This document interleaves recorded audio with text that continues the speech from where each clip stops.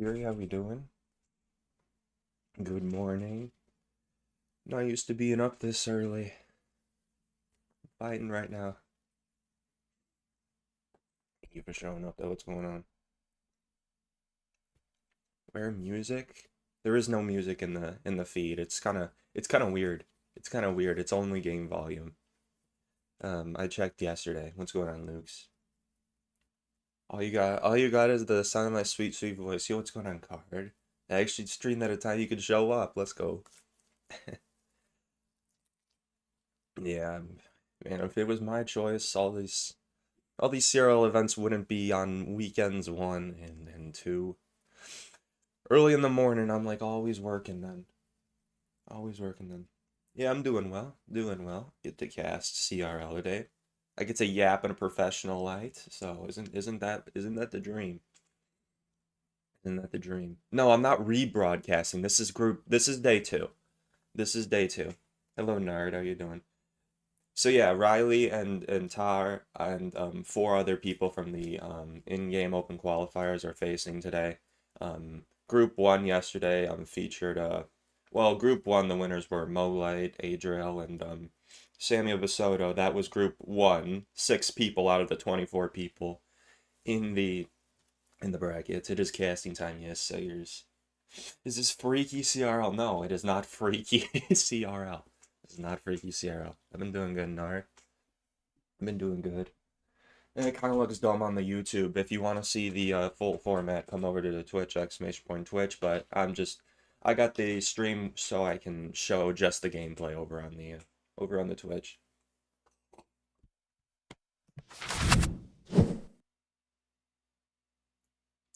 Hey, hey, card.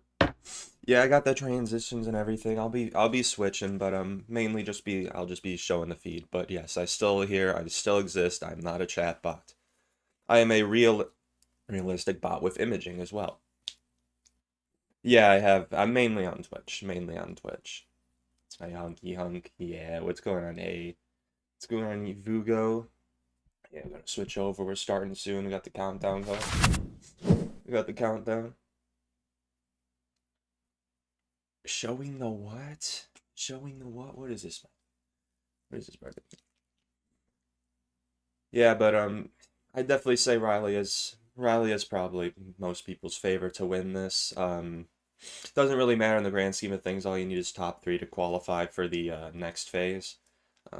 Riley and Ta are from last year's CRL competing in this. They just get a free spot in this for being the top 8 in the finals last year, and Riley being the runner-up to Molet himself. He's definitely like the favorite to win this, but anything could happen here. Anything could happen. What's going on, Debbie? Hello. Big's title, by the way? What's wrong with the title? Did it not update? Damn it. You're right. You're so right. How'd I forget that?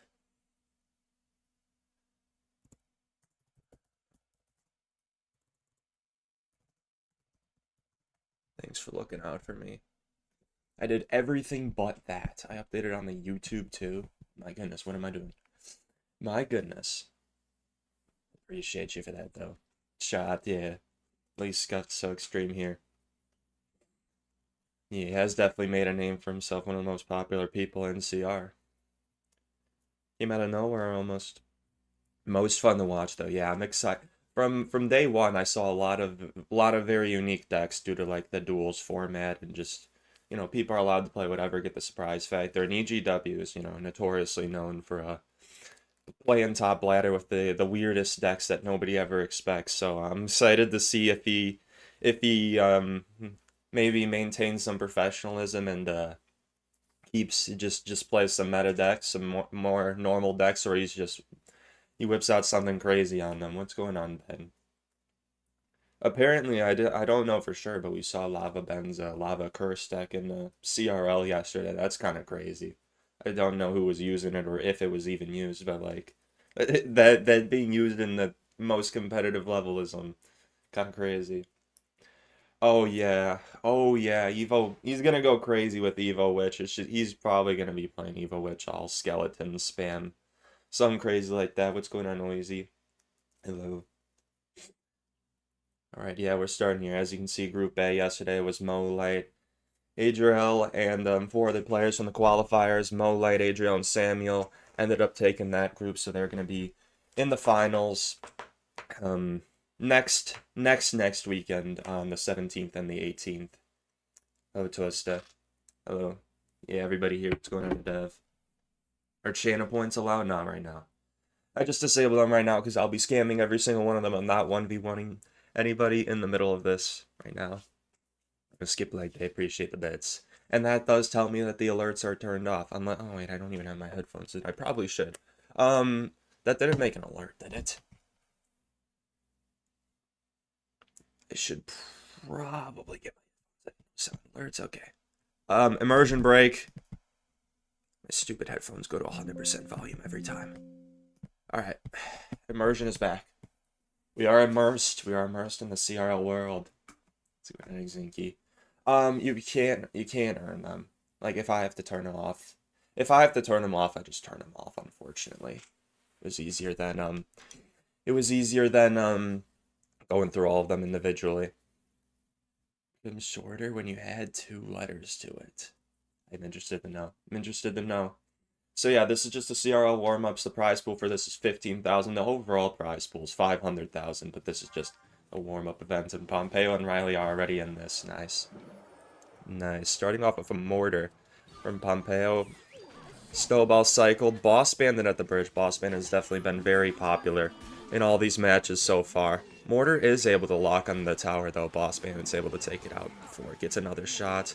Mighty Miner's going to be able to almost take out that Boss Bandit, but a good ability from Riley makes the Mighty Miner lock off, and that is huge bridge spam damage. Almost half the tower already gotten from Riley. Not even in the first minute. That is massive damage there. Both sides just accruing elixir right now.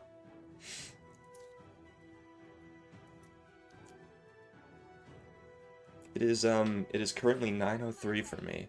Ram Rider second in the back from Riley. Looks like it's going to be a Mega Knight Ram Rider deck. Evo Snowball recently has just seen such an increase in use rate, especially among the highest competitive levels, because wow, Ram Rider sneaks in a hit there. Pompeo not in a good position right now.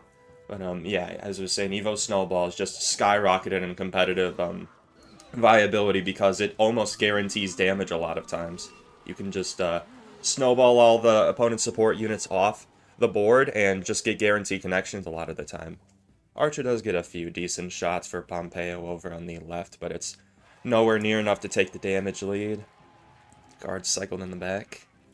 Bandit in response. Evo Mortar does come down. And Riley's Rocket and Executioner is not that, it is not Mega Knight, it's that, this is going to be that trending Evo Xe Ram Rider deck. Evo Xe makes it so that you don't really even need NATO to play Xe, which makes it a extremely valuable asset, especially in duels format, where you can't repeat cards you play in the best of 3. Heading into double here. Ram Rider the bridge from Riley. Mortar shoved high to stop it. Guards are going to be able to whittle that down. Mortar is not lit on tower due to that bandit there. Royal Ghost gets a few shots for Riley on the left, but he's mainly still going to be focusing on the right, and Mortar is going to be able to get 2 shots over there on the right side. Mighty Miner deal with the boss man. We're probably going to see an ability. We do see a lane swap from Pompeo as well to protect that Mighty Miner. Guards will pick up the boss bandit. Starting to go for Miner Chip to try to regain the lead here. And it's not looking like a good situation for Pompeo. That's just going to be 3 lightnings away from tower or any bridge spam damage. Riley opting to go for the bridge spam damage route. That's obviously a lot easier than getting lightnings on the tower. But he's still able to cycle them. Evo Snowball does come down. As I said, it just gets rid of all the support units there. And there's not much Pompeo can do in that situation. GG's. Riley taking the first game here. What's going on, John, at YouTube? Oh, and Mike, I appreciate the gift sub. I have the alerts turned off for that. I'm sorry I'm going to be yelling a lot. But I appreciate you, man.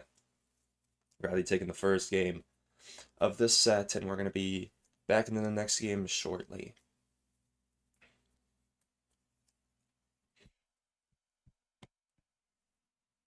Yeah, somebody's casting this. I don't know if Invader is live right now. Invader's probably live. I think he's the main caster. I haven't checked because I'm busy. I'm a little busy myself. But yeah. Any creator was allowed to cast this, so I definitely was excited for the opportunity and took that up in a heartbeat. Top 3 will qualify for the 12-person bracket. The 12-person bracket that is going to be happening 2 weeks from now. We're doing Group B right now, and then Group C and D will be next weekend. Where's the intermission? So we want phase camp. I'm just showing off the screen. I'm just showing off the lineups, but yes, we got the intermission. What's going on, guys? Hello. Yeah, Vader is live. That makes sense. That makes sense. 49 organic viewers. Who won for A? Mohammed Light, Adriel, and Samuel won for Group A. Not really much surprise there. All 3 players are the top of the top right there. I always see Samuel Pisoto top on ladder. Highest competition, Mo and Adriel obviously were in CRL last year. You can tell the CRL players are like on the top in a little bit more of a reddish font, so you can see it. That's them. Open your blinds, man. It's 9 a.m. I'm in the basement right now, so the blinds would just open to nothing underneath the deck. It wouldn't really show off anything. What was Riley's deck? Riley was playing that Ram Rider Evo Snowball Evo XE deck with boss spam. It's kind of like bridge spam. Expected it to be Mega Knight, but that deck has been really popular. That deck has been really popular as of recent, especially because of Evo Snowball being so popular as well. What's the point of them? To not show the ugly deck underneath, I guess. But no, there is no natural lighting down here. Alright, getting into the second game of the set here. Seeing a Goblin Barrel for Riley is going to be very comfortable playing this. Being one of the bait phenoms of the game. See a Valk as well to respond to the Royal Ghost. Lumberjack from Pompeo. Looking like it's going to be a sort of bridge spam deck versus bait here. We see an Evo Dart Goblin. Evo Dart Goblin's going to be stellar at taking out any tanks once it's in cycle. But since Pompeo seems to be playing bridge spam, it might not be the most effective, depending on his spells. You see a Mother Witch in the middle to try to predict the gang, but gang comes down low to avoid the Mother Witch value, but Mother Witch is still getting some shots. 2 pigs are created there. Boss Bandit does dash under the tower, and that's going to be huge damage for Pompeo there. Getting 1,000 early damage on the left side tower already. Princess is approaching the tower. Will we see a response? Yes, Lumberjack. Lumberjack blocks it on the right, so it's going on Walrus. Lumberjack gets a few shots on that right side tower, but big bait spam coming in from Riley. Knowing arrows are out of cycle, that's going to be very effective spam there. Dark Goblin locks onto, and it's almost tied up in damage. Royal Ghost is coming down. Yeah, going to see a Valk in response there. Yeah, it's not looking too good for Pompeo going into bait with just arrows as the small spell. Ram is able to kite the Valk towards the left, and Gang and Log is able to take out that Battle Ram, but Mother Witch is getting on that Gang, definitely going to require a little bit of a response. Evo Dark Gob is able to poison all of that away for no damage. Pretty good value, as much value as you can really get from the Evo Dark Goblin from Riley here. Yeah, Mother Witch will definitely serve to get some value, especially since Riley doesn't have a good way to assassinate it, necessarily. Evo Barrel does come down, getting some pretty good damage on the right side, as well as the left. Battle Ram cycling in the back, trying to get to that, Pompeo trying to get to that Evo Battle Ram, a lot more likely to break through in this situation. Depending if, yes, Riley does have Inferno Tower last card, it's not going to be big spells, so Riley's definitely going to have to vie for barrel damage here. Good boss bandit ability to get a second charge on that Valk. Arrows does come down on just the Dark Goblin though, but Mother Witch is getting some very good value on this gang. Makes 3 pigs. They're able to get a little bit of chip damage on the tower. Not enough to take the damage lead for Pompeo. Riley gets some more huge barrel chip damage. Pompeo's just in a situation where he has to let a lot of that go. Because of only having arrows as a big spell, needs more value on defense. Boss Bandit does come down in the middle, gets on that Valk. A little bit of a questionable ability to dash back. Evo Battle Ram gets on the Inferno Tower. Mother Witch is getting a good amount of value, but doesn't spawn any pigs there. Boss Bandit and Valk are going to cancel out the middle of Riley's side. You see a Royal Ghost Bridge spam on the right side.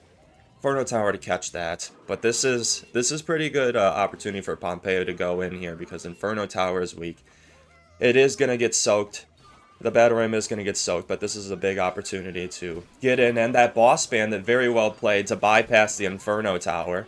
Getting those barbs almost to the tower. Unfortunately, Inferno does lock onto the boss bandit. Dash ability activated to lock off the Inferno Tower. Does not get any connection with the Battle Ram there, though, but gets a little bit of good damage. Evo Dark Goblin locks it on the left side. That is going to do a huge amount of damage. Left unattended. That is maximum poison damage on the left side, and that's going to take that tower down to the... And that's going to be the weak side now. Getting spammed at the bridge. Both sides getting hit by barrels now. Both sides being tanked for. Arrows is forced out on the right side. Pompeo is definitely in a very bad situation. We see an Evo Lumberjack for pressure. On the right side, if that gets close to the tower, it might be a little threatening, but Gang is going to be able to distract and kite that Evo Lumberjack Ghost away from the tower, nullify its effects. See a Lumberjack pre-placed for the barrel, but it's not going to be enough to deny all damage. Riley is just inches away from winning this. Just a few more logs or some barrel chip, and it's going to be over. We do see a Rage Battle Ram and a few Mother Witch Pigs on the left. Pompeo is getting a little bit close, but we're coming down to 10 seconds left, and it's looking all but over for Pompeo here. Yeah, 3 seconds left. We're going to see Riley take this set 2-0. Great pick from Riley, playing his comfort deck as well. Any deck for Riley is his comfort deck, honestly. Very good player. And Riley takes the first set there. Riley definitely was going crazy. Riley definitely was going crazy there. Very impressive gameplay from both sides. I liked what I saw there. Liked what I saw there for sure. Yeah, such a different vibe. I mean, yeah, I gotta try. I can be professional sometimes. It's not all silly goofy suck. It's not always silly goofy suck. Yeah, Riley played really good. Both sides play really good, but at the end, Riley just had so much bait spam, and he did a really good job at not letting the Mother Witch get too much value. And as long as Riley does that, Pompeo only had arrows as a spell to counter the baits. So the spam, especially the split light and Evo barrel spam, was just too much for Pompeo to be able to fully defend, and he ended up taking it in the end there. Yeah, the second I saw bait. The second you saw bait, you know Riley was going to cook. You know he's going to put on a show there. Let's go ahead and jagger it. Is Riley mewing? That is a very good question. I mean, yeah, I've seen some players. I've seen some players do a little bit of looks maxing for the cam. I've seen it a tiny bit. So in the end of duels so if the end, oh my goodness, English. So in the end, if duels are equal, who wins one with more? Yeah, tiebreaker will be crowns and losses there. Yes, he was mewing quite correctly. He's got the form down. He's got the form down to a science. What's going on, Barts? Hello.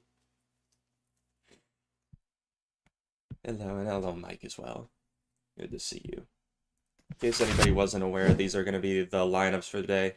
We're in Group B right now, so we got Riley Ta from the previous year's CRL. And then we got ASAF, EGW, Taurus, and Pompeo playing from the qualifiers.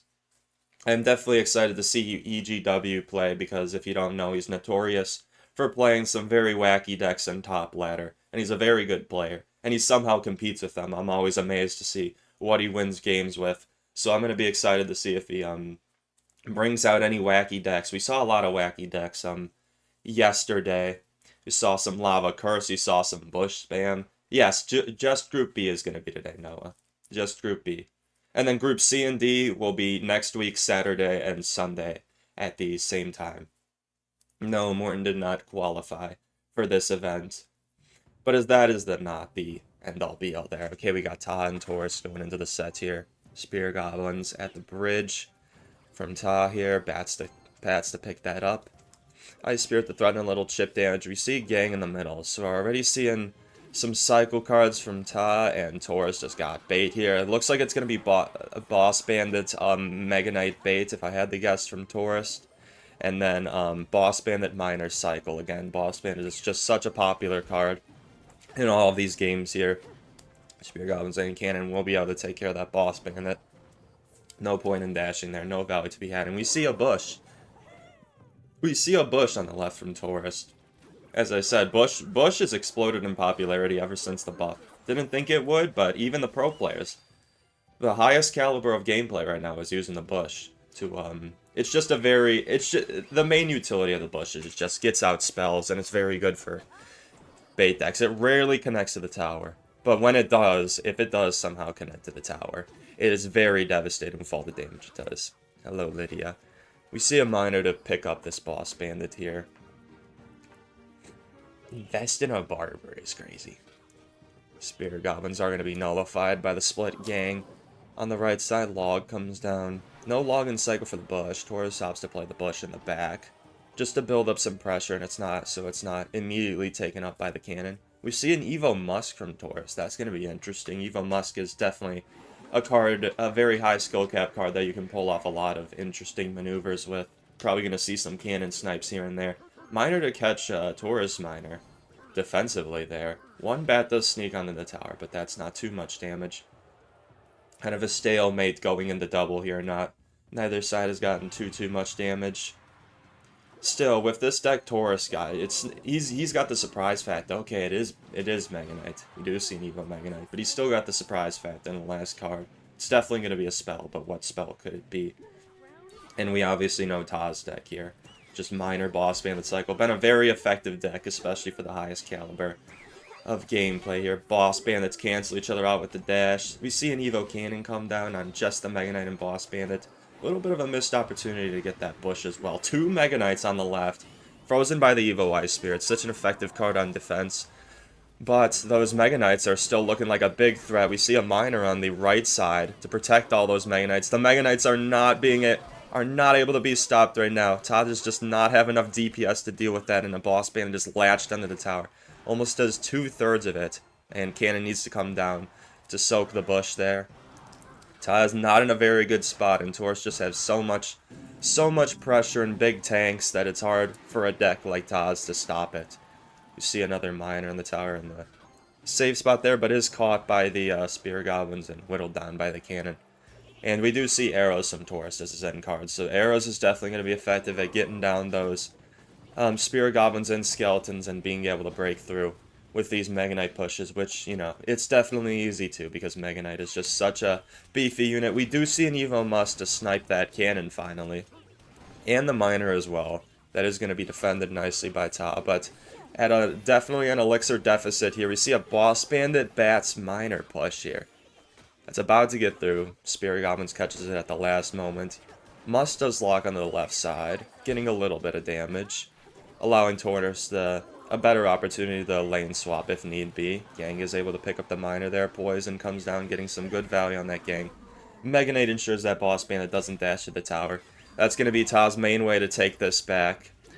Going into triple elixir with 1 minute left, miner and miner poison chip is likely not going to be enough, so Ta's going to have to vie for a miracle boss bandit connection to take this game back, especially with Taurus getting a lot of miner chip himself. Bush still needs a response on the left side. That's just the power of Bush. Force out a lot of elixir, and that Bush is able to connect to the tower for some decent damage. Another miner comes down. Ta opting to try to go the chip damage route, or at least stay in the chip race here. Musketeer and Mega Knight are going to whittle down that boss bandit soon. It's not going to tank forever. More miner chip from Taurus, and it is not looking good for Ta right now.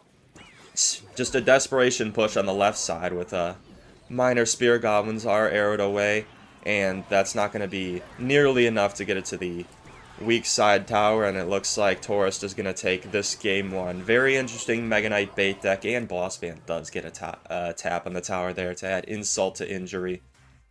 And that was some very good gameplay. Taurus with the matchup advantage there for sure. Ta's deck has a very hard time doing damage to large beefy pushes like that, but that's just a good pick from Taurus with a very interesting deck. Excited to see that. And what's going on, James? Hello.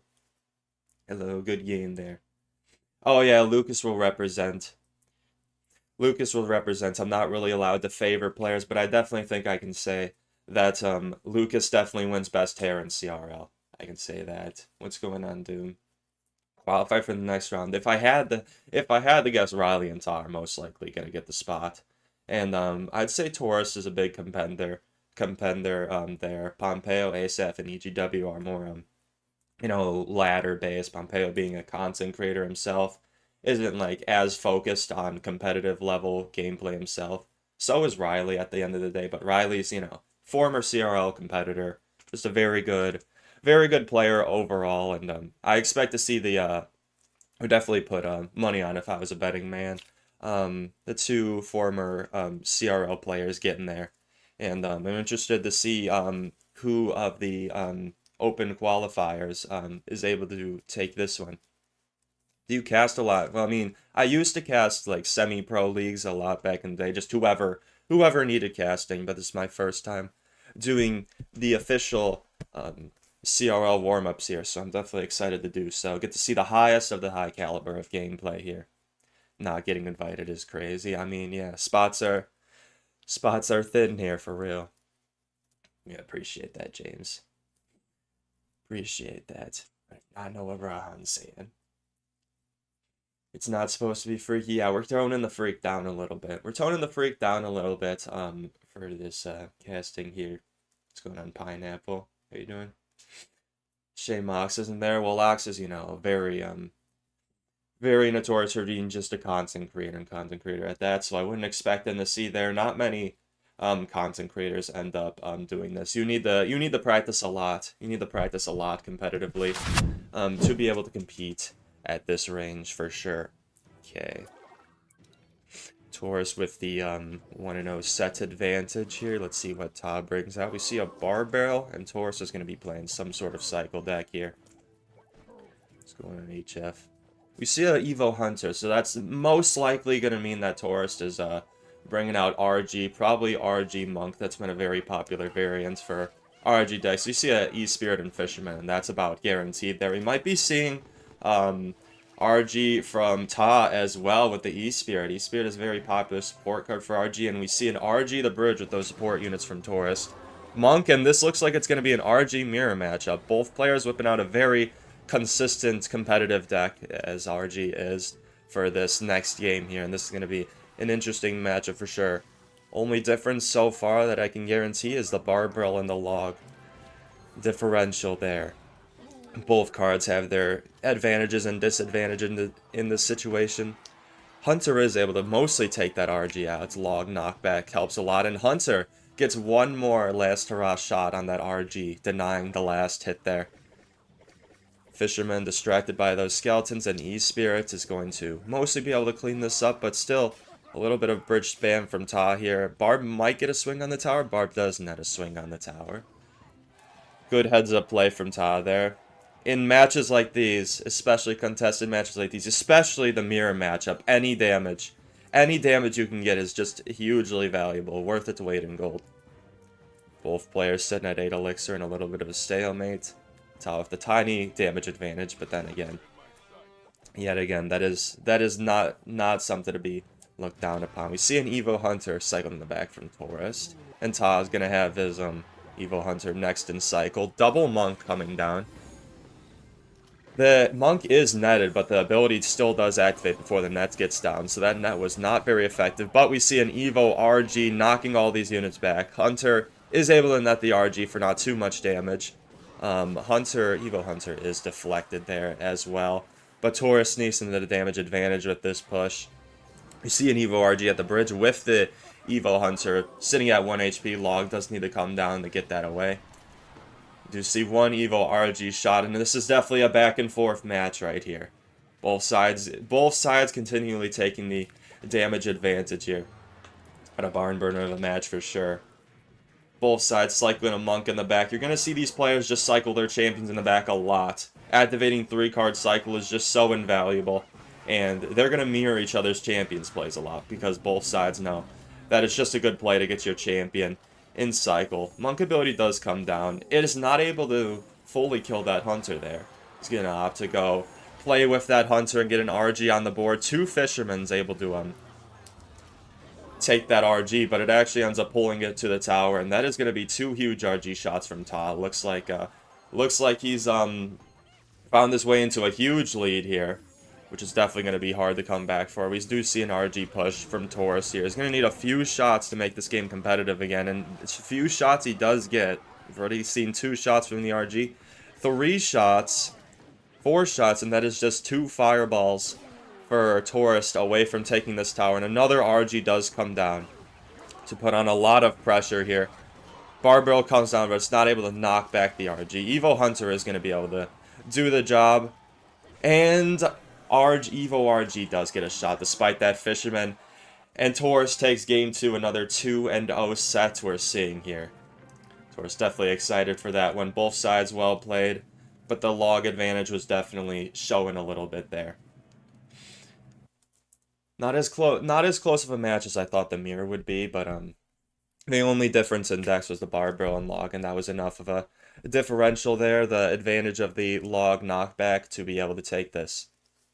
How do they deal with the time differences between players? Well, that's why they do it early in the morning, because majority of the players are going to be from NA and Europe. There's a few scattered other places, but, you know, doing it in the morning is like, you know, like afternoon, evening for Europe players. Yeah, if you're in a different time zone, that's a little unfortunate. But if you're playing at the highest level, you're gonna make time. You're gonna make time in your schedule to be able to show up to these events and try to win yourself some money. The Prince emote sip and tea, yeah. Yeah, Taurus made it look like light work there, even though he's playing against a very good opponent, there. Former CRL competitor again. He was able to take him out, and it's not looking like a too good position for Ta to be in here. Yes, may the 4th be with you as well. Happy Star Wars Day. Happy Star Wars Day. Evo Hunter. Evo Hunter, it's really only, well, it's mainly used in RG, but it's just such a valuable card. If Evo Hunter is left to do its own thing, it just nets down a unit and kills it without it being able to do anything. We've got a Star Wars hater here. That might be bannable. I don't know. That might be bannable. But yeah, those the Evo Hunter value there was definitely massive. We've got the current standings. Riley, and Taurus in the lead currently. 2 crowns as well. Sitting at the exact same position, tied up for this for the current standings, both getting 2-0 wins against their respective opponents. And we're definitely going to be seeing some very different matches coming up here with the EGW ASAF still needing to play. Let me check. I missed it. The borscht be with you. The borscht shall be with me. I will take that with me throughout the day. So I'm interested to see this. Yes, Lucas is definitely an outspoken voice on Twitter. But the pros usually know best about the game. A lot of the stuff he says is agreeable. I may or may not have him followed on the Twitter. Don't have many people followed, but I try to keep up somewhat well with CRL and its players. What's going on, Alula? Did they not show ASF EGW? ASF and EGW have not played yet. We've only seen the first 2 sets, and Riley and Taurus were taking those against Ta and Pompeo so far. We're likely going to see ASF and EGW next. I'm not entirely sure of the order of these things. It's a lot to keep track of. Doing what I can with 2 monitors here. The main part is the casting, and I'm trying to do my best with that. Hopefully do see ASF and EGW. That's going to be a very interesting match. We've already seen an interesting deck from Taurus as well. Definitely off meta. Nobody's really playing that on top ladder. So if Taurus is whipping out something as crazy as that, we're probably going to see something from EGW here. My schedule, I work on the weekends, unfortunately. So I'm not able to cast Saturday. I have work too early, but my work starts late on Sunday, so I was able to fit this into my schedule. I will be casting Group D as well, if all goes according to plan here. Yeah, we haven't seen an ASAF match here. Yeah, it's okay. Riley and Taurus are in. We see another Bush from Taurus. It's a very effective deck at getting spells out. We see Evo Ice Spirit and Evo Snowball from Riley already. If I had the guess, this might be a drill deck from Riley here, and it looks like Taurus is playing another bush bait deck. It's fun to see decks like this being played. It might be another variation of minor Mega Knight bait here. Seen again from Taurus. Seems to be his comfort deck here, and yes, we do see the drill from Riley. Drill Evo Snowball. Yeah, Evo Snowball in general is just such a wow, interesting dash from Taurus there. Gonna be able to get that bush onto the tower, deactivating the Tesla so that it doesn't pull the bush.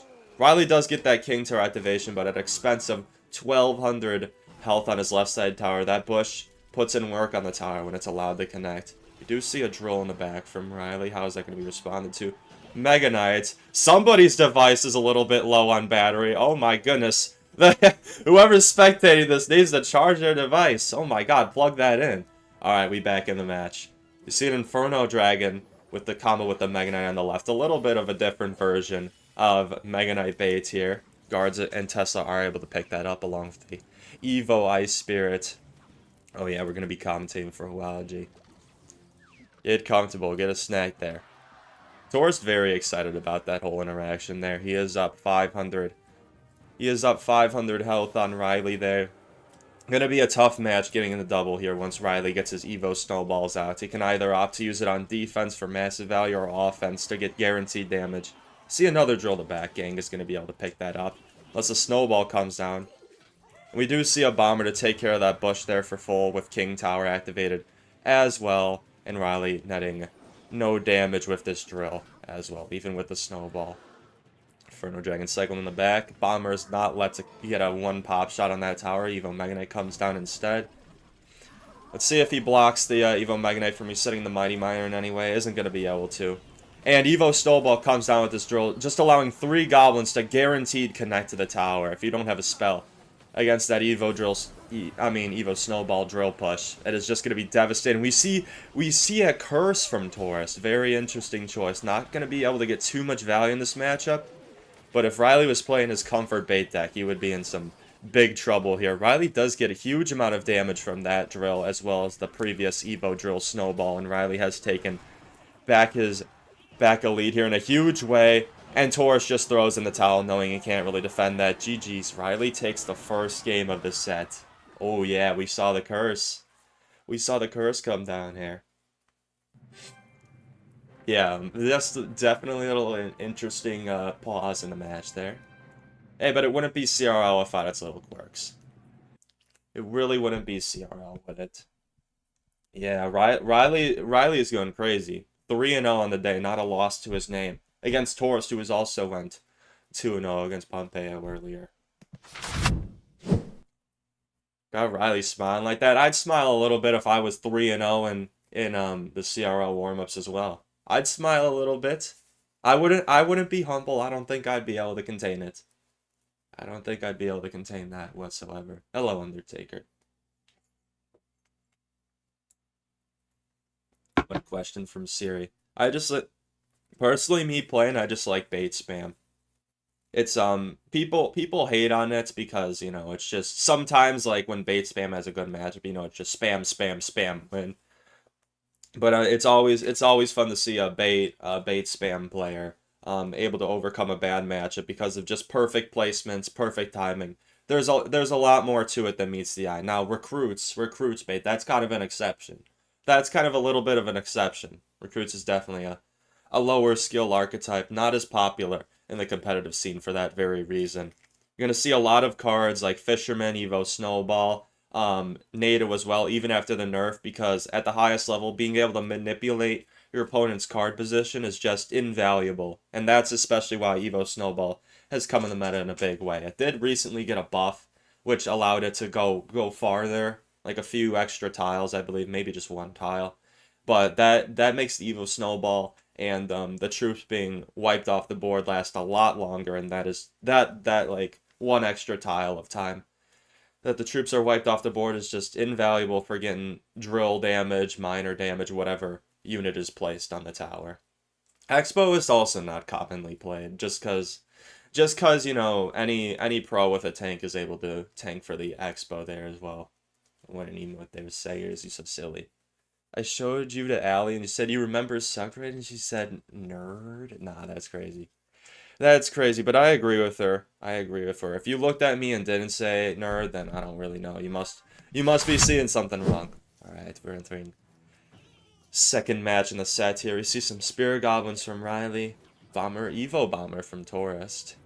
Evo Bomber definitely fell off in popularity after its several nerfs, but we're still seeing it here. Evo Bomber, another way to sneak in guaranteed damage, and again, with highly contested matches like this, that is definitely invaluable here. We might be seeing Mortar bait from Riley. No other deck really plays Cannoneer, and we definitely are seeing Mortar baits here. Prince to catch the Mortar on the right side, Bomber to make sure it stays off the tower. It looks like Taurus is going to be opting to play Giant Prince here.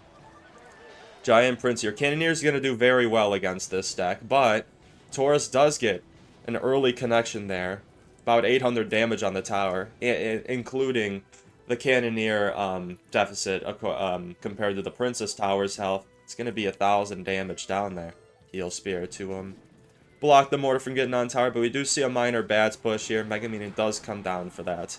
I'm surprised you don't see another spell from Tourist here. Evo Bomber is allowed to connect to the tower for 2 shots. Again, invaluable damage being guaranteed, and a very good way to get chip damage is the Bomber. I'm going to be seeing Giants and maybe Lightning. Maybe Lightning. A lot of times this deck plays, Taurus deck plays triple spell, but since we're seeing the Heal Spirit here, it's probably going to be Lightning last card, and we do see the Giant, no surprise there. Cannon card in the back from Riley. Both opponents playing pretty meta decks here. Just pretty predictable decks in this second game of the set. Riley opting for Mortar control. A little bit of a safer option in the second game just to try to take a safe win there. Skeleton King ability does come down. Was a little nervous dealing with that push there. Bomber is going to be able to clean up the Skeleton King skellies. Riley, not too much damage to his name right now, but that can all change. That can all change going into double here, especially if an Evil Mortar is allowed to lock on the tower. Which I doubt it will be, though. Yeah, Riley opting to use it on defense to defend this huge Prince Giant push here. Heal Spirit does come down to heal the Giants. That Prince does not look like it's getting to the tower, and pushes very well. Cleaned up by Riley on that Evo Mortar. We do see a minor Bats on the right-hand side. Riley recognizing that Taurus-only spell. A small spell to kill the Bats is Rage, and we do see a Fireball instead of a Lightning there. Heal Spirit variant does usually use Fireball, so should have seen that coming. Taurus using a pretty well-established and safe deck here. We do see a Giant Prince push building on the right side. Mortar is going to be able to help out on defense here, and we do see an Evo Lumberjack. Riley's got to do his best to keep that away from the tower, because it can always sneak its way onto the tower here with the Ghost ability. It is going to be able to do a lot of damage to that cannon. The Ghost is kited away, but not before the Prince almost makes it onto the tower. Just blocked just in time by that Skeleton King. Giant on the left-hand side is able to catch that Mortar. Lumberjack, Rage Spawn is going to be able to kill all those Swarm. We do see an Evo Bomber on the right-hand side. Able to get guaranteed chip damage once again. We do see a minor Evo Bats on the right-hand side. If Heal Spirit is able to take those out. Those are low enough health for that to happen. If Evo Bats connect to the tower, that's going to be a really bad thing for Taurus, so he's definitely not going to let those on the tower. Without a fight, do see another gang. Skelly King push the bridge. Riley is catching up a little bit in terms of damage. Taurus still with the damage lead here. Prince is definitely getting swarmed a lot. Riley taking good advantage of Taurus only having Rage as a small spell and the Lumberjack spawn damage. But Riley's just got so much more bait than Taurus can really handle, and Taurus has to stay on the offense here to not allow Riley to get easy chip damage. Fireball does come down on that Mortar, hitting the left-hand side because it's the low HP tower. Seems like Taurus just going the Fireball cycle route at this point. Prince Charge does only allow one minor hit on the right side. Cannon Cart does connect on the left-hand side with some goblins as well, and that might be the tower for Riley, almost, but that is a huge damage advantage at this point. Riley's probably not going to be... Oh my god, charge your iPad! We do see... Bro, somebody tell him to plug it in. Okay, it looks like Riley is going to be able to take this game with a very good cannon cart connection at the last second there, and Riley is able to take down Tourist. 2-0. My God, 5%. The iPad better not die. Okay, if you neglect when it hits 10% to, like, you know, you just say, like, click off, then that's fine. But 5%? 5% is crazy. This dude better, you better find a cable and fast. Oh my God. I'm not gonna be able to stall and entertain everybody while I wait for him to recharge his iPad. Hopefully there's a secondary device as well. Yeah, 5%. It's not looking good right now. It's not looking good right now. Was cheering for Bush Curse as well. The Curse didn't get too much value there. Yeah, 5%. It's not looking good. It's not looking good right now. Whoops, indeed. Yeah, yeah, I'll do the same thing, honestly. My phone will be at low battery, and I just want to get back to what I'm doing. And then my phone dies in my hands after like 5 more seconds. I'm like, wow, okay. Why'd I do that? Why'd I do that? Why do I always let this happen? Um, I think I've been getting better at that as of recent. I definitely won't do that in a Clash game. Like, I'll definitely charge my phone up before I queue. There's been a few times I've lost games because of my phone just dies, and that's got to be the worst. That's even worse than lagging out, because you know it's your fault this time. You know it's your fault that you just got disconnected from the game. What's going on, X-Men? Yeah, I don't know about that not charging your device. Hey, at least I showed up prepared. I don't need to charge my device. I just got a laptop, it's plugged in. Unless I lose power, I think I'm all good. I think I'm all good here. Yeah, 95-watt charger. I mean, I might need that. I might need that. Yeah, I ought to get a new cable for my phone. It's kind of hard to cast when I've got the basic Apple cable, and they all get frayed so fast. I do have these, like, yeah, I have shown my cable graveyard before. This is only two of the long ones, but I broke both of these somehow. One just stopped working, and the other one I actually broke. And those are some pretty high quality, expensive cables. Go 6 feet too. Definitely good for lying in bed, watching TV Royale, and maybe playing a few games myself. Yeah, the cable graveyard continues to grow, and I don't think it's stopping anytime soon. Anytime soon here. His charger was at an angle. I hope that's not the situation. I hope he's not dealing with or whoever's casting this. I hope they're not dealing with a frayed cable, because that is definitely bad news there. All right, we're seeing Pompeo and EGW in a set finally. We get to see some EGW gameplay. Let's see if he whips out something crazy. Mighty Miner to catch that game from Pompeo here. Looking good with the setup in the back, but definitely nervous to be playing at this high caliber of gameplay here. We do see an Ice Wizard to be able to finish off that Mighty Miner there, and it looks like EGW is opting to go Cookie Cutter Mortar Bait Deck. A little bit surprised. I'm not gonna lie. And Pompeo running some Evo Snowball Drill. Evo Snowball, again, has just come into the meta in a huge way recently because of its guaranteed damage potential. Guaranteed damage is so huge at these highest of level gameplays here. In a dark room at 10 a.m. I don't have any natural lighting down here. I'm sorry. I'm sorry. The Pompeo deck is like it's got Ice Golem, Balloon, Miner, Cage. It's like his own deck. He's kind of trademarked. Everybody calls it the Pompeo deck. Cannon and Mortar are practically gonna cancel out here. Pompeo and EGW able to cycle their Evos though. Mighty Miner and Skeleton King in the back. Again, all these pro players are gonna opt to cycle their champions in the back as much as possible whenever they have them, because the 3-card cycle is just so huge. It's just so huge for getting an advantage and cycling Evos, especially early on. That's why you're able to see these players get their Evos in single Elixir. Usually it takes until double Elixir for Evos to start coming down, but a lot of times we've seen these players able to place their Evos in single. And look at that, we have an Evo Cannon to help clean up the mortar and the cannon cart there. Skeletons are going to come down to protect that cannon, being the only current distraction for the mortar. Bomber is going to be able to distract that mortar as well, but not forever. Not forever. Some miner chip does come down from EGW, and we're at sort of a stalemate at this point. EGW with the Slight damage deficit, but that's just because he has Cannoneer, so mostly even on both sides. Apple logo incoming. Oh dear, I really hope not. I really hope not. This might be the first time something like that's ever happened. Cannon to snipe the cannon card there. Very well played. Able to get that cannon card basically off the board. Defensive Evo Snowball comes down to not allow the swarms to both cross the bridge at the same time. Evo Mortar is taken care of by that Mighty Miner. We might see a lane swap here soon. We do see a lane swap and an Evo Cannon to clean up all that swarm. Pompeo making sure none of that breaks through. Snowball is able to come down on that gang, and Bonner cleans up the goblins there. EGW with the... we can call this a slight damage advantage because of the Cannoneer health deficit.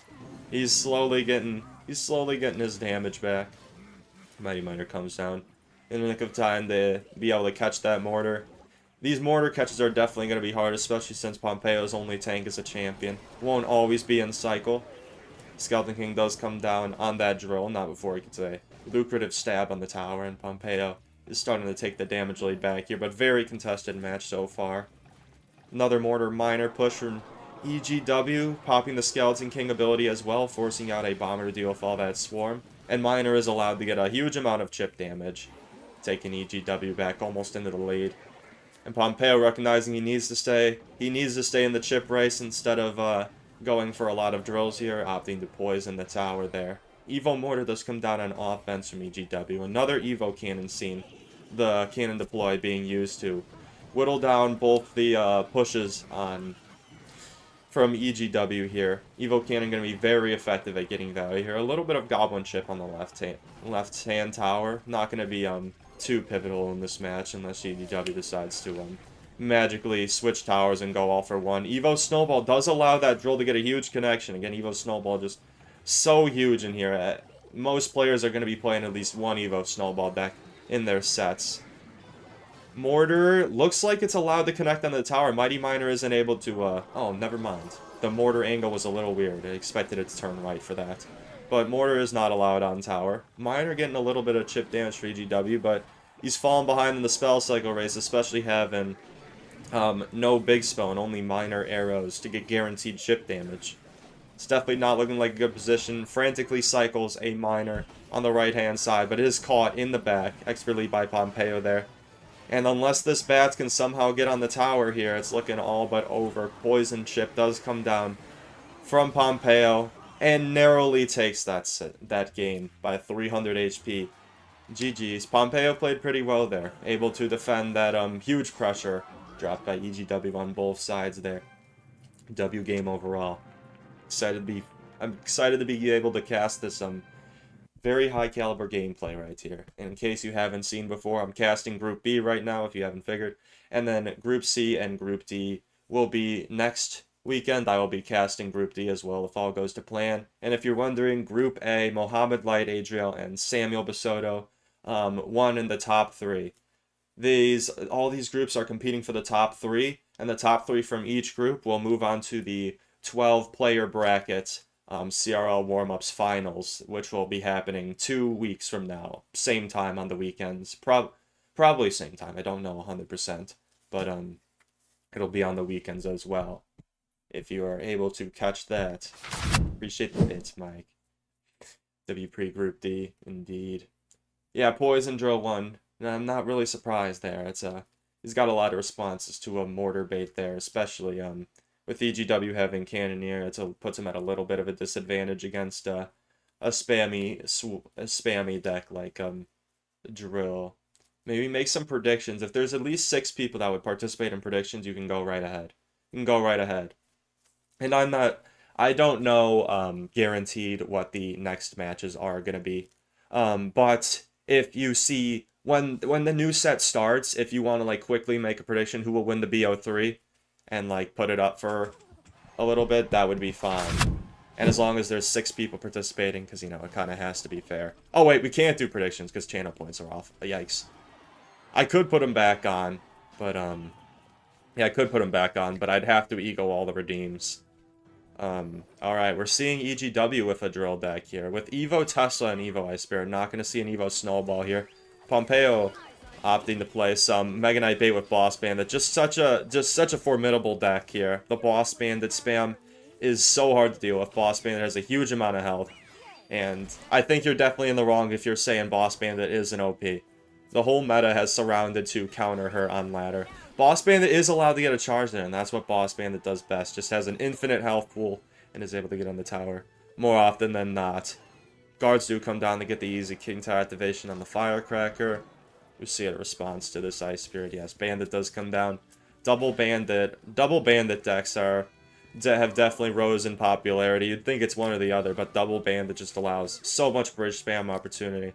Pompeo also rocking the wall breakers. He might have, it's probably going to be a spell last card. He's not going to have Miner here, so. Besides the Evo Firecracker, as if EGW can pick up these Evo Firecrackers, should not be much guaranteed damage allowed from Pompeo. So he's got to get it early and got to get it often. Tesla is able to, doesn't get activated yet due to a good ability from Pompeo. Another dash back. That probably isn't going to be able to get anywhere. Yeah, one dash isn't going to be able to take out the Tesla. A little bit of wasted elixir on the ability. Both players screwing elixir at this point. We see a Firecracker spam the bridge on the left-hand side, soaked by the Boss Bandit. Bandit dashes are going to cancel out here. Bats are going to whittle that down. EGW is a top ladder player, and he qualified in the qualifiers. He's notorious for playing a lot of wacky decks, but we haven't seen any of those yet. Gang guards are going to be able to about cancel out on the left-hand side. We see a drill from EGW all the way in the back, but Boss Bandit is already pre-placed to catch that. And we do see an Evo Mega Knight coming down as well. Evo Mega Knight can make a lot of crazy stuff happen with its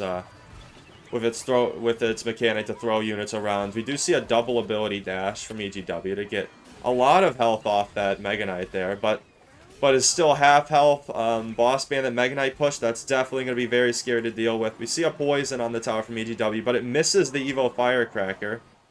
Isn't allowed to get any shots on tower, and Mega Knight, perfect defense there besides the missed poison, and it's still nets EGW some good damage. EGW almost with the flawless game here. Boss Bandit is going to come down on that Mega Knight. But it's getting whittled down fast with this Boss Bandit Mega Knight spam. We do see arrows as Pompeo's spell. Kind of expected at this point. Boss Bandit nearly dashed on the right side. We've got a Mega Knight on the right side from Pompeo. Dash on the left side as well in EGW's defense is starting to crumble. Again, in double elixir. We've seen this match. We've seen almost the same match with Ta and Tourist as well. Pompeo's going to be able to just build up such a huge push. And it's going to be very hard to stop without a lot of DPS. Going to need to rely heavily on these Teslas here to get DPS. Evo Tesla. Going to be coming down next in cycle for EGW, so the next defense should be a lot easier. But still a huge push being built up here. Not too much drill chip damage netted there. Yeah, it's... Okay, yes, we do see an Evo Tesla coming down. Evo Tesla is such an underrated defensive card, especially in these sets where you need to use multiple defensive buildings. It is going to be able to take care of that Mega Knight there. We don't see another pop-up pulse damage there, but not really necessary against those bats. Boss Bandits are going to go at it on the right side. Do see an Evo Ice Spirit. Kind of wasted a little just on those bats. Wall break is to soak the Boss Bandit dash, and that is a pretty healthy Evo Mega Knight coming down on the right side tower. Does jump back to be able to counter that drill. 2 Mega Knights. We're seeing the double Mega Knight push again to break through. This is definitely a very scary push to damage down. Double Mega Knight jump on that Boss Bandit. Defensive poison does come down. And Evo Mega Knight is down, so that Mega Knight isn't going to be able to find the way to connect on tower. Going into 10 seconds here. It looks like EGW might take this with all the good chip damage he got. Couldn't even break through with the double Mega Knight push there. As scary as that was, EGW was able to expertly defend that and definitely made it a different story than the match with Ta earlier. Especially having that Evo Tesla made Evo Tesla having a lot more health and DPS output than the cannon definitely helped a lot there in getting those pushes down. Helped a lot there. Yeah, wow. All these games are super impressive. You can like maybe spot 1 or 2 mistakes from like players now and then, but they rarely make bad decisions. It's really just the outplays. It's really just the outplays that matter. Yeah, there wasn't any Yeah, no boss bandit nerf. I mean, it's recent. It's a champion. They still got to get their bag for it. So I shouldn't expect to see a boss bandit nerf in a while. But Golden Knight got a huge. They call it a rework, but it's basically a huge buff to its ability. If you haven't seen, it can dash any direction now. It doesn't matter if a troop is behind it. Before, a troop used to be able to a troop behind the Golden Knight ability used to be able to cancel it out. But going in the group C and D, I'm like 99% sure we're going to see these balance changes and reworks roll out. So we're going to be seeing a little bit of a different meta from Group C and Group D here. It'd be exciting to see if anybody is going to play the new and I'd say improved Goblin Hut. If you haven't seen the Goblin Hut rework, it's becoming 4 elixir and it will be able to spawn more goblins and has more health, but it's defensive. It's basically defensive only. It will have a range now, and it will only start spawning goblins when something enters that range. So it's not going to be in any more spammy decks like spawner. Spawner spam is no more. It hasn't been meta for a while, but thank goodness we got rid of that annoying mechanic. And if I had the guess, maybe like Royal Hog cycle with Goblin Hut instead of Cannon will come into the meta. That's if I had the guess, I think that's where it would shine the most. We might be seeing that. I'll definitely try that out when the new season comes out. Mike, appreciate the sub, man. Thank you very much, man. Can't really counter Golden Knight with Swarm anymore. Yeah, if you have Swarm against Golden Knight, it's just straight up a hard counter. You can't do anything with Swarms against the Golden Knight, which I'm not too much of a fan of that. I liked being able to stop the Golden Knight, even though it could usually get on the Swarms like 9 out of 10 times. Golden Knight was still very effective. Okay, first set we've seen 1-1 here. We've got a contested match between Pompeo, EGW here. And we do see recruits. We do see recruits from EGWs. It's going to be probably recruits bait spam. Whipping out some unexpected deck, and it looks like Pompeo is going to be going with RG cycle here. Interested to see how this match plays out. Firecracker is going to get a little chip there. Immediately fireballed from Pompeo, recognizing he can't let that Firecracker get a whole lot of value. If Firecracker is let to do whatever it wants, it'll just get infinite levels of value. We do see Fireball Barbell, so these Firecrackers, EGW is going to be cycling them like crazy, just to get as much value as possible and be extra annoying. So yeah, we are seeing EGW with the recruit spam. Now the question is, will it be Skeleton Barrel, Bush, or Hog Rider for the secondary win condition in this deck? We've seen a lot of variation in this deck as of recent with the meta shifts. I'll be interested to see what he's playing. If I had to guess, probably Hog Rider. But it's kind of hard to know. EGW's got that surprise factor in his pocket. Don't see ability on tower there, and very much a stalemate by now. Yes, we do see a Hog Rider spammed on the left side with the wall breakers, but Evo Hunter's gonna be able to. Oh wow, okay, pixel perfect Hunter interaction there. Barely able to stop that wall breaker from getting on tower. That was a little bit scary, that spam push there for Pompeo. Just regular old Firecracker is able to survive that Hunter shot. EGW probably won't play into this. He does play Goblins, but that's still going to be a King Tower activation, basically guaranteed. E-Spirit does come down to not allow much value, and Pompeo secures the King Tower activation. Yeah, we got an RGV Recruits matchup here with the Hog Rider as well.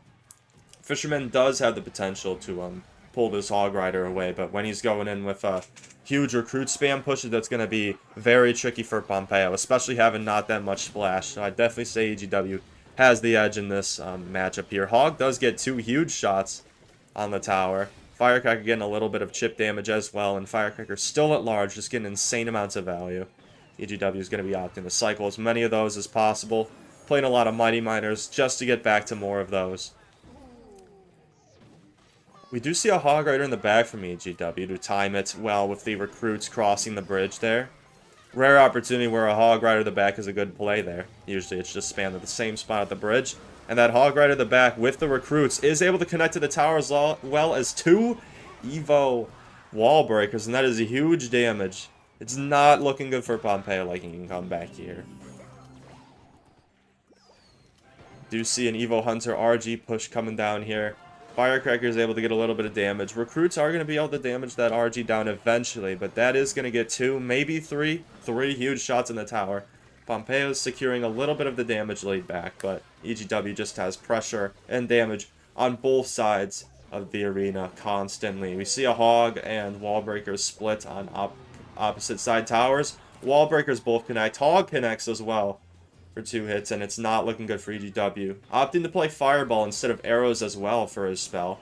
Inferno Dragon, that's an interesting pick.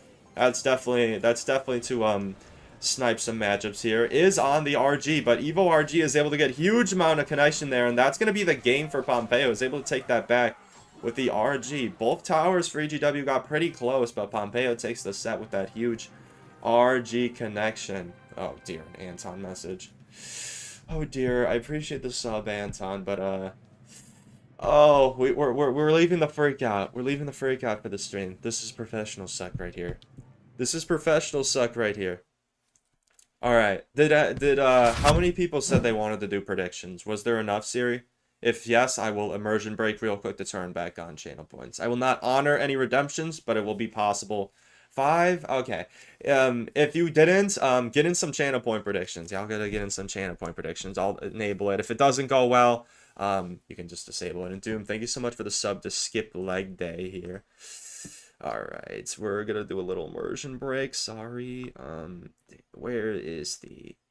viewer rewards. There we go. We're gonna re-enable channel points here and get right back to the action here. So, Siri, you can go ahead and be ready to, or anybody that wants to, be ready to see the next set of players here and make a prediction for that. And anybody who's here, you can vote. You can predict who's gonna win the set with a little bit of foresight information. You can watch a little bit of the match, but as many people as possible should participate in that to make the prediction more fair, and you can earn yourself some channel points, which I have a lot of cool rewards, and I will be honoring a whopping total of none of them. Look at that, JVMX getting the first and Beatty getting the second. Oh my god. Could we not redeem those right now, Beatty? They're not even gonna work. They're not even gonna work. Why are you trying to sabotage me? I was smart enough to think. I was smart enough to think of that. I was smart enough to think of that. My goodness. Whoever thinks I'm stupid. Professional suck is so hot. Agreed. Agreed. I'm just oozing aura right now. Hydrate. Yes, sir.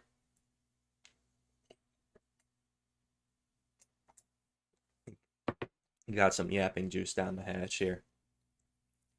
Yapping juice down the hash for sure. I mean, not too much to chug, but I chugged it alright. Trying to limit the water intake. Not too much. Not trying to take any breaks in the casting here. Doing my best. Who's playing next? Very good question. I honestly don't know. The bracket is, as far as I saw, the bracket they provided was, for the previous qualifiers, so I couldn't really find where to see the upcoming matches, and they are going to shift as, they are going to shift a little bit, so I'm not entirely sure, but once it pops up on the screen, I'll make sure to say, and then, you can get a prediction up then. You can delay it for like 2 minutes, or just 1 minute is probably fine, but 1 or 2 minutes, it's okay if a little bit of the match is seen here. And we got the current standings on the leaderboards. Riley in total here, if I remember correctly, not a loss to his name so far with ASAP and Tourist in the top 3 spots, looking to qualify for the next stage here. EGW in the last spot. In the last spot here, even with that interesting deck we saw last game that I felt had a good edge on him, and Todd Pompeo as well, tied for 4th and 5th. It's still anybody's game at this point. Anyone could come back. It's not looking too hopeful for EGW, but Pompeo and Ta are still contesting the top 3 spots here.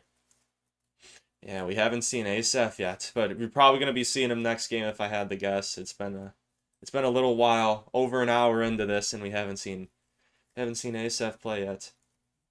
That is not Bourbon. Bourbon is not clear. Bourbon is not clear, Poots. But hello, Poots. Alright, we got Riley and Ta. Still not seeing any ASAP, but if we could run up a prediction for this, that'd be nice. Make sure to get in on that. We see a Hog Rider from Riley to start off. Again, you never know if it's Hog Cycle or Recruits at this point. Hog has become popular in that Recruit spam deck. We see a Firecracker. Still don't know, but Firecracker. Very popular support card with the Hog, and it is going to be Hog Cycle here. And Alright, it looks like we're going to be seeing RG Monk here from Ta. Only real question is, will it be double small spell like Log Rage? That variant's been a little bit popular, or is it going to have a big spell? Likely a big spell, because, you know, guaranteed damage. So huge in these games. We do see a double boss bandit dash onto that Monk, able to ship it down largely, and Riley is going to be playing Boss Bandit Hog spam again. Boss Bandit is just such a good card, can be used in almost any deck. Almost any deck, I feel. Even in RG, which just kind of makes no sense, I feel. But at the same time, it works. And that just, if a card is used, if a sport card is used in every deck, that's how you know it's broken. That's how you know it's broken. And these competitive players taking full advantage of that. Riley with a little damage lead, but so far it's just a standstill here. Just waiting for another play. We see another Hog the Bridge from Riley. Since King Tower's already activated, Fisherman pull to the middle, and that is going to be able to deny full Hog damage as well as with those skeletons. Boss Bandit does come down on the right-hand side. Perfectly timed dash to negate the Fisherman pull and save as much damage, as much health on that Boss Bandit as possible. Monk is able to get on that Boss Bandit for some decent damage. Ability comes down to let that Hunter put in a little more work.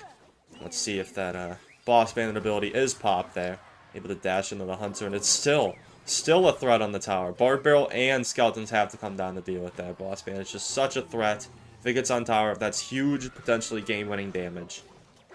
Evo Hunter is able to net down the Hog, and we're likely going to be seeing a RG push E-Spirit there to predict the Evo Firecracker and only allow it to get on tower for one shot. Do we see an RG the Bridge at this point? Yes, we still do, even though the support is pretty shattered. Ta still opts to go in for one, and Monk is able to deflect a lot of tower shots and soak a lot of damage there. Will we see an RG shot on the tower? Just barely not. It was loading up its cannon. It could not get it done. Hog on the left side. Fisherman to pull it towards King Tower, only netting one hit from the Hog. Riley trying to pressure opposite. You definitely cannot let a Hog have its way with the tower, so opposite lane Hog spam is going to be invaluable to not let Ta build up a huge counter push on the side he's trying to go in on. Boss Bandit is soaked by that E-Spirit there. Ability to dash back and kill that Bard Barrel to keep the Firecracker alive. It's all about the Firecracker protection program, just keeping that alive and letting it get as much value as possible. Perfectly timed Fisherman is going to be able to deny all hits there. The Fisherman pull at the perfect time is able to basically stun that Hog. Hog doesn't know what's going on. He was mid-shots and he just froze for a second there. So very well timed interaction from Ta. These are going to be the pro plays, the interactions at the side of the match here. Firecracker is allowed to connect on the left-hand side, about equalizing the tower damages on both sides for Ta here.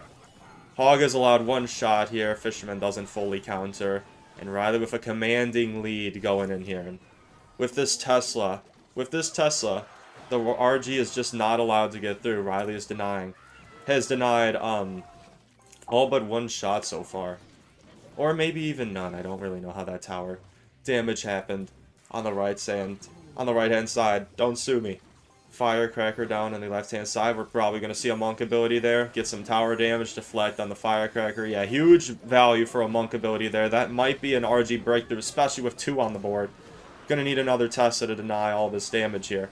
Two RGs are going to get on that Tesla. Fireball comes down on the Firecracker, and that is a half-health Evo RG on the tower. Tesla does come down, but that is going to be only two. But two huge shots, and yet another RG spammed. That Hog is probably going to end up getting a hit there. Yeah, Hog does get a hit there. Gets Riley some huge damage. Ta's going to need at least two RG shots to take this back here. Evo Ice Spirit comes down, doesn't allow that on tower. Earthquake comes down from Riley, and Riley takes game one of this set here. GG's. Everton. You can't expect... They're too busy on their game. They're too on their game. They're on the grind. How can you blame them? How can you blame them? Yeah, it's my casting drink. It's my casting drink there. I need it to function, you know. I need it to function. But GG's there. Ta is rocking it. Ta is rocking it for sure. Both of them are rocking it. Doesn't really matter as much. Doesn't really matter as much as your competitive skill. That's not what people look for in a person nowadays. It's not the outside. It's what on the inside that counts. And by inside, I mean your CRL knowledge and skills. But GG's though. Haven't seen a bad game from anyone. Haven't seen a bad game. There's been good matchups, bad matchups. There's been a little bit of blowout matches, but still, all these players have played extremely well today. Still yet to see Asaph. Likely next set we'll be seeing him. He's very wise words indeed. Very wise words indeed. For somebody who's been around the block as long as I have, 6 years and counting, I should basically be up on the stage. But yet I'm not, so here I am. We are in a little bit of a mod lockdown mode, just so you know. Makes me realize I need to change my approach to be more turtly. I honestly don't know what that means. I guess staying in your shell. Just try to grind out low damage tiebreakers. Well, it's very different. Games are very different at the highest level compared to the lowest level. Like if you're talking ladder, all you need to do on ladder is win over 50% of your matches, and you'll move up. What here? It's single matches, single sets of BO3s that matter the most. So in situations like this, you're not going to go like Golem or something. Very likely. Unless, you could always opt to go for surprise factor. All these players have analysts to try to tell them the right decks. They don't really do that themselves. The analysts hook them up with decks that they think, that to try to counter what they think the other analysts are going to choose. And it just comes down to that. And all these decks are going to have guaranteed damage, and a lot of it. Because that's what it comes down to when your opponents play pixel perfect defense, which you can't expect from the average ladder player, But pixel perfect defense to not let anything through, no matter how good or bad the matchup is. All these players play their cards perfectly to get the most value possible, and that's why the guaranteed damage is so pivotal. But obviously, if you're playing a cycle deck, hunkering down and getting that guaranteed damage will win you a lot of games. I'm not denying that. Okay, we see a Bandit and a Miner in the back to respond to that. We're seeing Duchess from Ta here, and with the pump, it's probably going to be that Battle Ram pump bridge spam deck here, and we see Miner Rocket from Riley. Probably not going to be anything else here. Miner Rocket's probably going to be his main tower damage.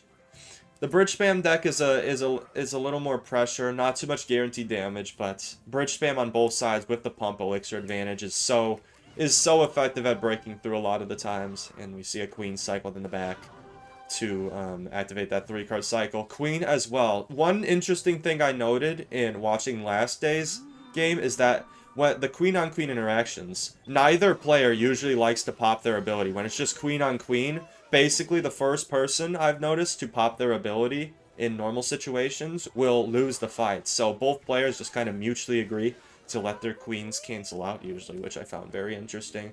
And we might be seeing in this game here. We see Evo Valk and Evo Cannon from Riley. Interesting support cards, but then again, you can't repeat cards in these dual sets, so players are going to make do with what they have and build a little bit interesting decks. You do see a Miner come down on that pump, but Duchesses are able to gun it down so it only gets 2 swings. But the real reason for that was to get the guards on the tower and drain the Duchess and forced out an arrows there as well. You've seen all of Riley's deck, and we can basically assume, well, not entirely assume, but likely going to see a Boss Bandit last card from Ta. It could be anything. It could be anything. A lot of these players playing with the surprise factor. Pump is back in this deck, yes. In this deck, it's pretty effective. Okay, we see a Heal Spirit going for a more faster cycle variant here. Heal Spirit is also an expected card. Not surprised to see that. Probably going to see a Queen ability here to save the Queen from dying. Not even letting a stray Queen shot hit that. And we see a pump the middle, and Riley does opt to rocket that.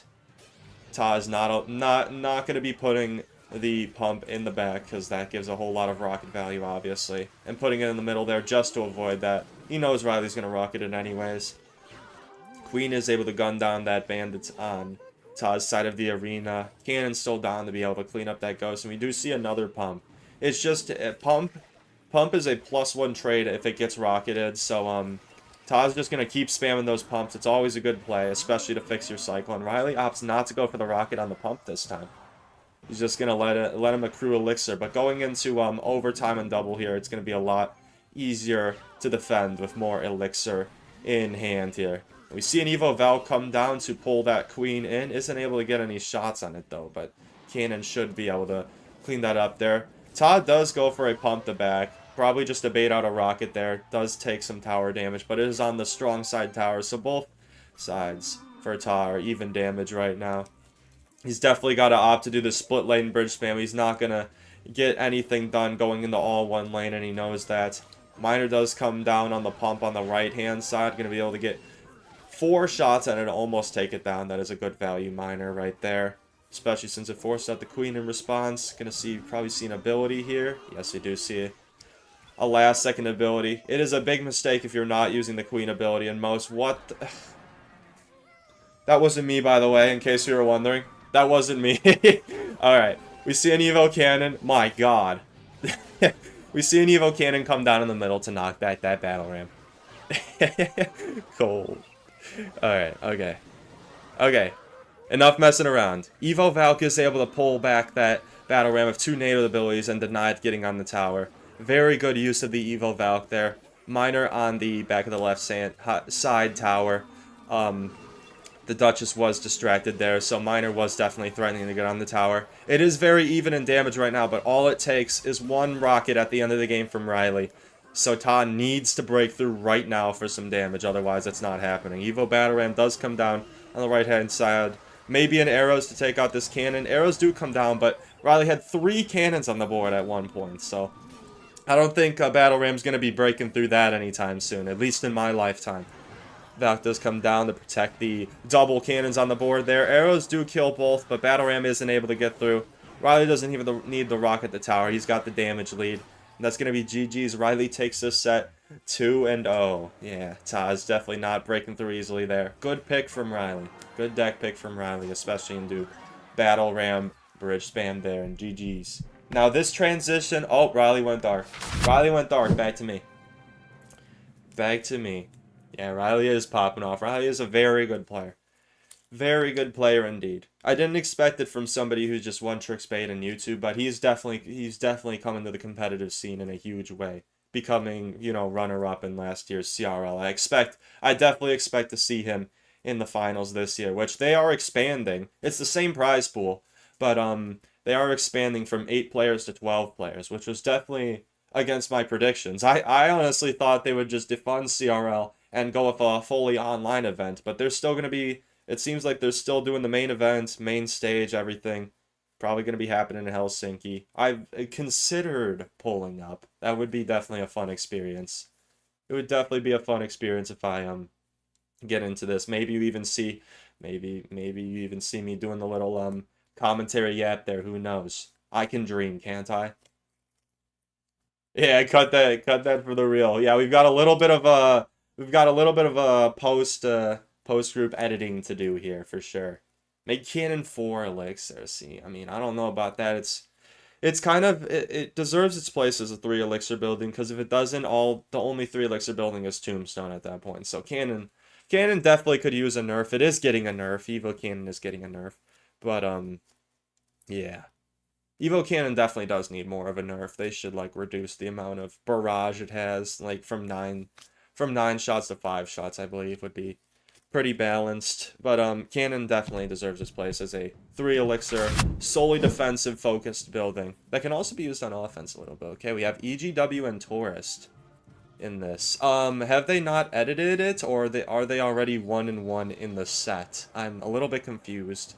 EGW opting to just leak here. Arrows and Rage do come down, cycled on the tower. Yeah, I'm a little bit confused. Maybe they haven't shown us the full stat. Yeah, shout out Supercell for real. I mean, they didn't pick me. But I was allowed to, so I definitely took that opportunity. EGW just still opting the leak here. Phoenix finally comes down, forcing out a response from EGW. We see Baby Drag. A little bit of a limited host of auctions. It would be surprising if EGW whipped out Graveyard, especially since it's taken a huge hit after the NATO nerf. We do see NATO. It is just a very good card to combo with the Baby Dragon. Still don't know what he's playing yet. And if I had to guess, it maybe looks like a interesting RG deck from Tourist here.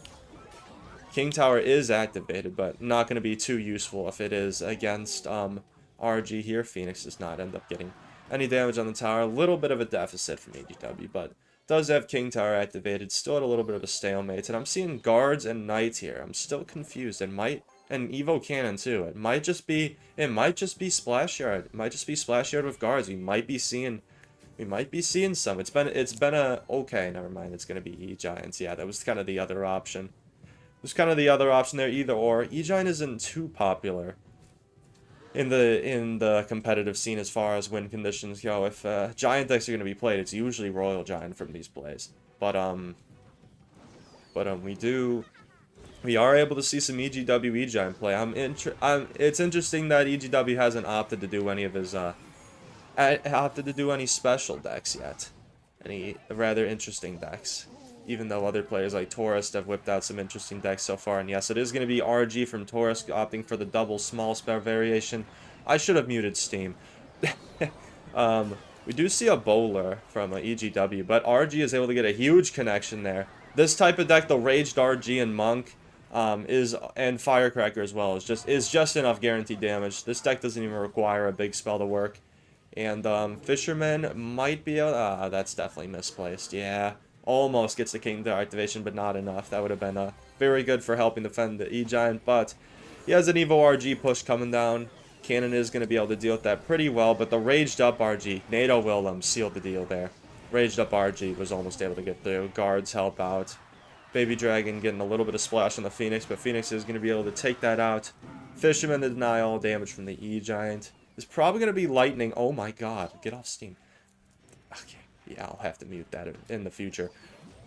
We've got an E-Giant coming down in the left lane, knowing that he shouldn't, EGW realizing that he shouldn't push into, Taurus lane because of the counter push value. It has, definitely not been, lucrative for him so far. We do see an RG on the right-hand side. Cannon is going to come down to take that out. Without Monk, the Cannon's going to be very effective at, dealing with these RGs. Firecracker does get a little bit of chip damage on that right-hand side, and defensive Evo Firecracker comes down. Just going to be so annoying on defense especially.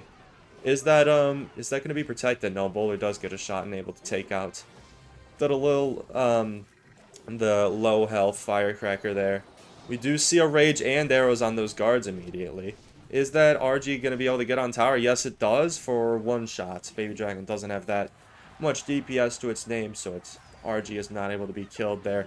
An EGW with not very much damage here. It is not looking good for EGW right now. Taurus with a commanding lead, and it's looking to stay that way in triple elixir. EGW's got to get a double lane E-Giant push going to have a chance of breaking through, which looks like what's happening. Yes, we got an E-Giant bowler push on the left-hand side here. E-Giant doesn't connect for any on the right side, but E-Giant is able to get on tower on the left side for a huge amount of damage. EGW is going to need to opt for Lightning Cycle here, most likely, to break through. And he might be able to get it since Taurus only has small spells. Might be able to get it, but yeah, it needs to get an E-Giant down because one Lightning isn't going to do enough damage to take the game there. NATO attempts to come down the NATO the Fisherman away, but doesn't come down in time. Lightning comes down, but the small spell cycle is able to take Taurus to victory here. Very close game, especially with that E-Giant connection.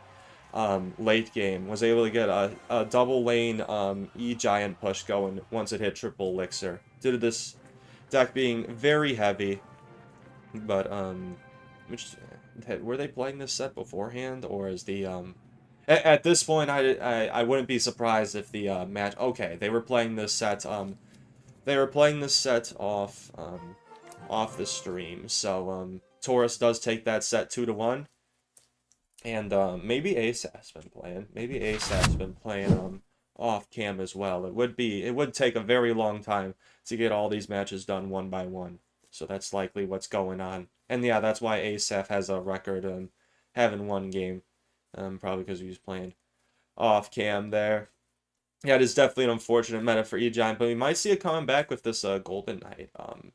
Yes, it is in CRL dual format. No repeating cards. That's why we're going to see a lot of Gonna see a lot of innovation from these players trying to fit 24 different cards into 3 competitive style decks here.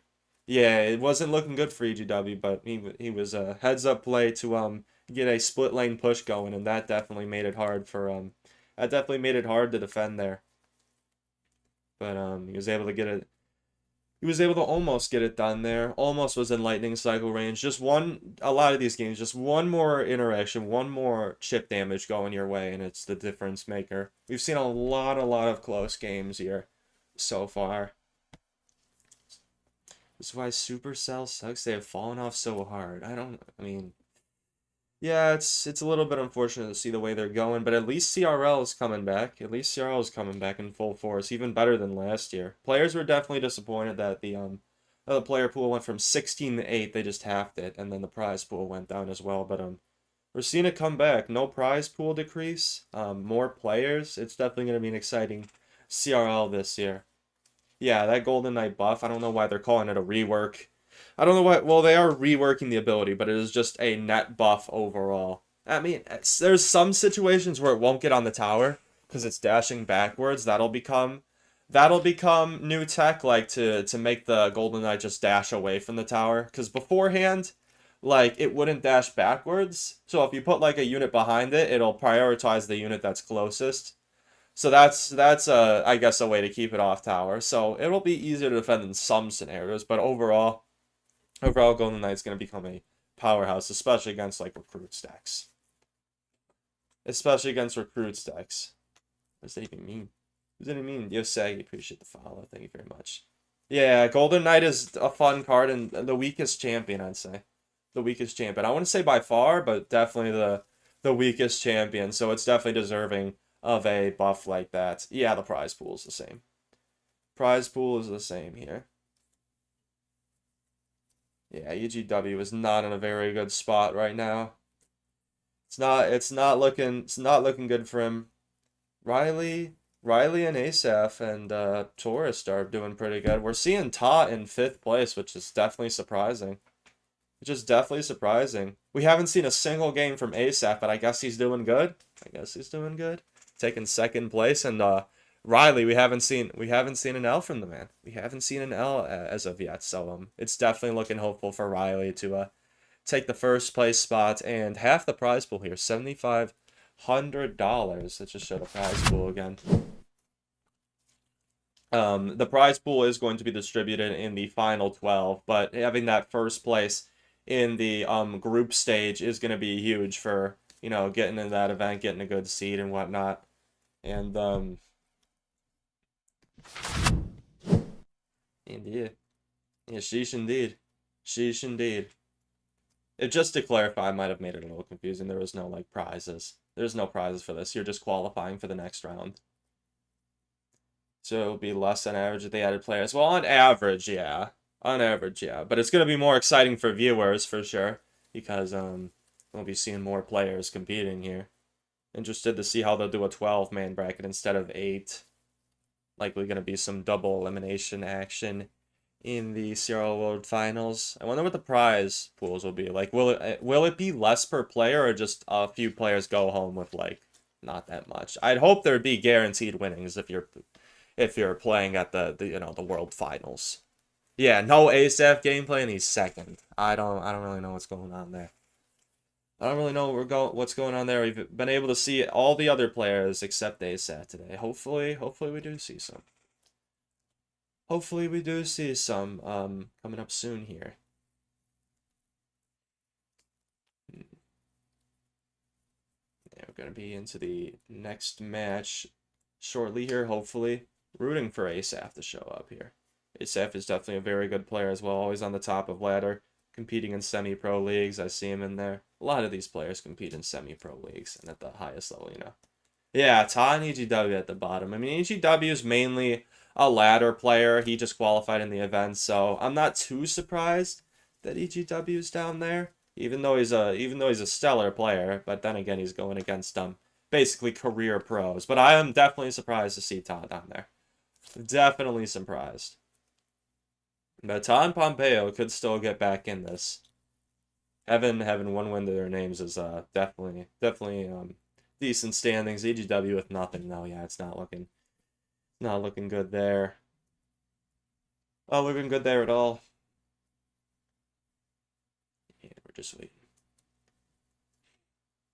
Yeah, we're just waiting. So lovely weather we're having today, aren't we? Aren't we? Lovely weather in it. Yeah, it's interested to see that. Well, I'm not showing that anymore, so I won't talk about that. Wcaster, I appreciate that. Stin, what's going on? Hello. I do my best. I try. Definitely need some water, but I'm not willing to get up and at this point and go get it. I don't want to miss the action. Don't want to miss the action on like cough cough whoever's doing this. At least they charged the iPad. At least they charged the iPad. I'll give them that. Props to that. 3 cheers for plugging it in. 3 cheers for that. That's more than I can do sometimes. Sometimes I let my thing die too. 2 6-player groups and have them play against the other 5. The best 2 players from each group advanced. I mean maybe. Oh, wait, well, holy math. You mean the best 4 players against the other 5? Yeah, the math ain't mathin' right there. The math ain't mathin' right there. Yeah, start with the iPad charger. Straight up be charging the iPads there. Okay, a little bit of a long delay here. Still waiting for the next match to show up. I don't know if that's on their end or just no matches are going on right now. I mean, ASAP's been playing off screen, so I'm sure there's some matches going on right now, unless they're just stalling. They're definitely allowed time to talk with their analysts and pick decks and whatnot, but seems like there's a little bit of a delay here so far. Still a little bit of a delay. I don't really know what we're waiting for. I don't really know what we're waiting for here. A little bit of a stall. I can see the feed is still going. We got that little diamond. Got that little diamond popping up and the cool effects in the background. I promise the live feed is still going. I don't know if just something's not showing at this point. Watching pros use recruits is good because there are so many different placements. Yeah, you get to see how the pros play recruits. And how the pros play recruits is A in the back, B on the bridge, or C in front of the tower to defend both. But you get to see it professionally. This is going to be the top of the top recruits gameplay, and you don't see that very often. It's definitely a trait to see. Some people are saying they can't log on to Clash. No shot Clash is having server issues, bro. Server issues would be crazy work. Hold on, I have 9+ pings on Discord. Is something going on? Oh no, it's just people messaging me. Is something going on Discord? I don't see anything. I really hope they're not having log on issues. That'd be crazy. Let me see if I can log on to CR myself. Maybe the whole servers are nuked. That would be unfortunate. That would be unfortunate.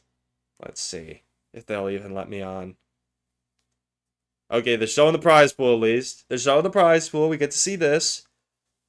Just to clarify, this prize pool is for the top 12, for all 12 players that move on from these group qualifiers. The second stage here, the third stage is where the prize pool comes in. The top 3 from this group will move on to this 12-man bracket to compete for these prizes here. Mine is frozen at 75%. I was able to log in fine, but I probably shouldn't hop on because I might be part of the problem. I might be overloading the servers. What's going on in Invader's World? I'll just click this. He's reclined all the way back. Bro has no clue what to do right now. I'm kind of in the same way. I wish I could recline this chair. I wish I could recline this chair right now. All it does is creak. Nothing else. Creak and support my weight. That's all I got going for me. Yeah. From what I'm seeing, Invader has no clue what to do right now. Yeah, I'll just chat it up. I'm just in his chat right now. So... Does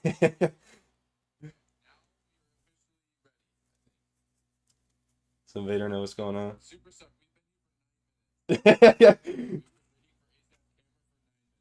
Oh, okay, we're waiting for ASAP's camera. So that means That means we're gonna get to see ASAP finally. Oh my god. Ain't no way. Ain't no way. Hey, technical difficulties. Technical difficulties. It wouldn't be CRL warm-ups without them. Everyone's supposed to have a cam on, yes, you know, to make sure like people aren't cheating. There has been times where they just like show the king figure, but it is definitely preferred for the players to have the cams on. It's, you know, it's not just a cosmetic thing that they're showing. They're showing everybody in their houses all like sleep deprived from practicing. Why is my third favorite class streamer bald? I'm not sure. Okay, there we go. ASAP got his camera working. Let's go. Let's go. Alright, we're seeing Riley v ASAP right now. If we get a prediction, as long as people are participating, that would be huge. Yeah, cold ASAP cam. We got him. We got him on cam. Let's go. We're seeing Evo Snowball Drill come down from Riley again. Just such a popular deck, and we're probably going to be seeing RG from ASAP. A lot of repeated decks. A lot of repeated decks. These are just very consistent decks, and the most consistent decks are going to be the most powerful in this. These pro players definitely don't want games to go due to matchup. They want them to be decided by the best man. They want them to be decided by the best man. Okay, yeah, prediction is up if you want to earn some channel points here. Won't be able to redeem them, but you can redeem them later for some exciting rewards, so might as well get your bets in. We got Riley v ASAP. Riley has not had a loss to his name yet, and we haven't seen ASAP play, so ASAP is definitely the underdog here. But anything could happen, because they're two very high caliber players right now. And we're seeing a little bit of chip damage from Riley so far. Snowball does come down at the last second to deal with that monk. It was going to get a third charge shot for double damage there, so definitely don't want to let that on tower. Seen another drill come down. Skeletons at the bridge to spam as well. Drill is defended with the long, gets no damage. Fire Spirit does not splash onto the hunter and to the tower as well. And just an elixir stalemate at this point. Probably going to deny that hunter. Yeah. Yeah, I was able to kite it so that the hunter doesn't even get any damage. We're just seeing the micros. We're just seeing the pro micros come out right now. Especially from Riley. He's had some great plays. And we do see an Evo Snowball come, roll up all those units and get them off the tower. And yeah, that is just how powerful Evo Snowball is. Being able to get guaranteed damage, especially in single. Riley cycling to his Evo Snowball early on. So it's a lot harder to defend that drill for full. And yes, we do see RG. It's going to be the log rage variation here, so double small spell. One cannon shot does get reflected there. Actually, no, that was the RG shot, my bad. And RG does not make it onto the tower because of that, unfortunately. For Riley, Snowball does come down again, and that is able to almost let the Queen lock onto the tower, just barely. But guards do come down just in time to block that. Monk in the back did just pretty place for the drill, I guess. Skeletons are able to soak that fisherman, and we've got an Evo Hunter coming down. Likely going to see an RG, yeah. If they're placing the Evo Hunter, they're ready to go for an RG push here. Do see a Monk ability, and Snowball does knock the Monk at the perfect time back into the cannon. That's just kind of an unlucky interaction for Riley there. But we do see a defensive Evo Snowball come down to deny all that RG damage here, and that's likely not to get a shot here. Maybe one gets off? Okay, yeah, long, because does come down. Does come down to deny that. Archer Queen in the corner for Riley. Just activating that 3-card cycle. So invaluable, especially in this drill cycle deck. Just to get to more Evo Snowballs, more drills, keep up the pressure, more cannons. It's about Evo Snowballs, drills, and cannons. Everything else is just cycle. Everything else is just cycle cards to get to more of those. That's how the game is won there. RG is almost allowed to let on the tower, but cannon comes down since Riley's cycling so many of them. He's basically got a cannon whenever he wants, except now with that RG spam. Does have to opt to use a drill here. Does Riley get another cannon down in time to block the RG? No, he doesn't, and that is going to allow 3 huge shots from ASAP. ASAP takes the damage lead with that. Very, very good timing. Very well played from ASAP with these RGs, forcing out a lot of building elixir. And still getting the damage lead here. Another RG the back from ASAP, recognizing that he needs to do these double RG pushes to break through here. RG is going to help take out that drill as well as the log. Is a lot of elixir expended on that drill, but just to ensure no Evo Snowball, or regular Snowball. Shenanigans does happen. Invisible Queen is netted down.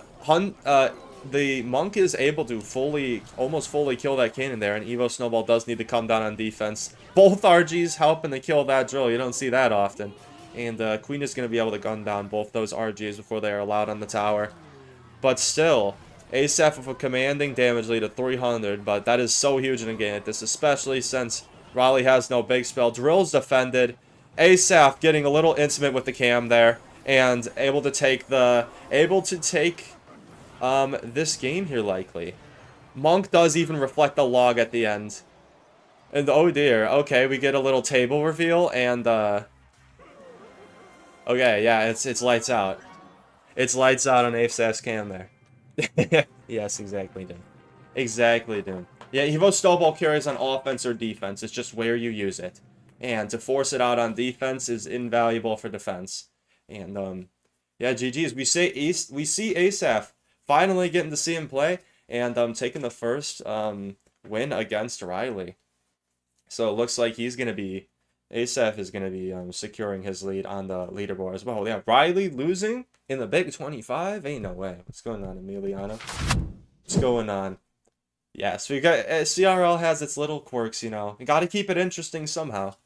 Got to keep it interesting somehow. You know, it keeps engagement high. It's softcore engagement bait right here. We all know about that. Why am I bald? I don't know. I just hair loss from all the stress. You know, getting old. I'm about to be 20, bro. Yeah, it's basically Undead for me. It's about time to have my midlife crisis. If I could afford a midlife crisis mobile, I would buy that right now. But I can't. Yeah. You're getting a little old. You're getting a little old. That it include the bid. It was so funny. I mean, yeah, CRL does a little clip farming too. Nobody's completely innocent from clip farming every now and then. No, I'm 19 right now. What'd you think I was? I mean, I don't take any offense to it. I try to act maturely. I've always been like more mature for my age, I guess. Stream is where I come to be immature, you know. But I can keep it together for a little casting. You look 45. All right, that's a little crazy. That's a little crazy. I don't know. I do have to use product to keep my gray hair, you know. Gray hair, a nice shiny brown. Solid 23. I'll take that. I'll take that. I can make a bartender think twice, I guess. Yo, Ramble, I appreciate the follow. Thank you very much. Sorry there's no alerts on, but you don't want alerts interrupting the CRL broadcast. Looks at chat history in various streams. Okay, well, see, I'm acting maturely right now. The normal streams, it's gonna be a little silly goofy. Assume everyone else is older. Yeah, I mean, I'm kind of it's weird. I'm kind of at the age where I have to I have to definitely respect the people my age as well as people below me, because you know, like, again, in the late teens. Okay, my ramble's done. We got CRL gameplay. Asaph and Riley back at it. Get to see this full set here. Asaph taking a honestly surprising win off of Riley there. So Riley's definitely feeling a little bit threatened here, especially being one down in this set. Riley with the Evo bats and Asaph with Evo wall breakers and gang here. We might be seeing Mega Knight bait mirror matchup. It's been a super popular deck. We've basically been seeing Mega Knight bait, RG, and Drill Snowball. That's just been the meta the entire time. Ooh, Asaph is playing his swarm spam deck. He likes to play this deck a lot. Believe it or not, this deck is literally just swarm spam. This is what I like to see. Yeah, we've got Evo Lumberjack in here now. Not too sure on the opponent, on Asaph's other support cards. We do see Mega Knight bait from Riley. It's definitely going to be hard for Asaph to defend with all the storms here, but what he does have on Riley is that Riley's only got arrows as a small spell to deal with all this swarm. And Asaph's last card is probably Fireball. This is the deck. This is the deck right here. And it works. He plays this on top ladder all the time. I've watched it a little bit. I've watched him play this a little bit, and it's super impressive what he can do with a little bit of swarm spam. Okay, Ghost and Bats are able to clean up. Oh, yeah, no spell. He's got Mother Witch in this. That's kind of crazy. Does take 2, maybe 3. Yeah, 3 hog shots. But Mother Witch is gonna help out a little bit against the Bats. Not really much else. And Riley is actually opting to play Hog here with the Mega Knight. Interesting pick. Yeah, a lot of times in these matches you want to go with some surprise factor. If you can build a balanced and well-rounded deck, you can hit him with a little bit of surprise factor. And Riley's opting to go more of a bridge spam route, more than like Mega Knight Miner for the guaranteed damage. So Riley might struggle with guaranteed damage, but then again, Asaf's deck is full Swarm, and Riley actually has Earthquake in this deck too, so it's not looking good for Asaf. Lets the Dark Goblin connect for full there, making the right side tower the weak side, but Riley, understanding that Asaf pushing opposite is kind of an opportunity for him to go all in, and lets the Evil Wall Breakers connect as well, knowing that. Right side tower is almost half health for Riley, but he's just building a massive push right now. Skeleton King ability does come down. 2 elixir that's going to be very valuable at damaging down all these units. Evo Bats do come down though. Mother Witch is not able to deal with them, and these Evo Bats are going to get a whole lot of value here. Cannon Card is able to damage down this Mega Knight though, and Asaf does have a huge lead here. Riley defends the Wall Breakers this time with the Ghost. And we're seeing a Lumberjack over on the right-hand side. Asaf's still using Evo Lumberjack in this, even though after it's like overall nerf rework. The Ghost, if that Ghost connects to the tower somehow, Riley's not going to let that happen likely, but if the Ghost somehow gets on tower, it's basically going to be game over because of how much damage it does. Not the best ability there, but you know, keeps the boss man on the board longer. Yeah, another wasted ability. It's pretty hard to get good value with the boss man ability a lot of times. Riley seems to be crumbling under the pressure a little bit, and that's what this deck does. That's what Asaf's deck does. Pressure, pressure, pressure. Ton of swarms. The evil Wallburgers don't break through, but a Mother Witch Pig gets on the tower for a little bit of chip damage, and Riley's just going to throw in the towel there. Asaf goes 2-0 against Riley, undefeated so far. Asaf getting having another makeout session with the cam. He is definitely elated right now. My goodness, GG's. What a set from Asaf there. What a set, jeez. It puts a smile on my face seeing that. Not Riley going down specifically. Riley's a great player. But Asaf gave him a run for his money there, and we finally see the reigning champ of the set taken down, jeez. Asaf hairline, you know, playing Clash at this level does things to me. We can't all have perfect hair like Lucas X Gamer. It's like him being in the competition, just like you shouldn't even care about your hair at this point. Shouldn't even care. Shouldn't even try to compete. Like, even if you have number 2 hair in CRL, like, who cares? Who cares? We care about number 1. We care about Tormer 1. It's okay. I'm bald at 24. Yeah, no reason to be ashamed of being bald or having a receding hairline. Bald is beautiful. Bald is beautiful. And hello, Plastic Locks. Yeah, hairline win con is crazy. What's going on, Enzio? How you doing? Bald shaming in 2025? Never from me. Never for me. I am shaming the bald shamers. I am bald shaming right now. I am bald shaming. To play that deck on ladder, that would, I mean, I don't have wall breakers, Evo, but I could make it work. That would be a fun deck to play. I have never tried it. Freaky out commentator. What else am I supposed to say? I gotta take advantage of the little silly moments while we have them, right? So hopefully we don't have another 10-minute delay. My theory is he forgot to charge the cam or something. He's got like a chargeable cam, and he just like grabbed it to put it right back on the charger.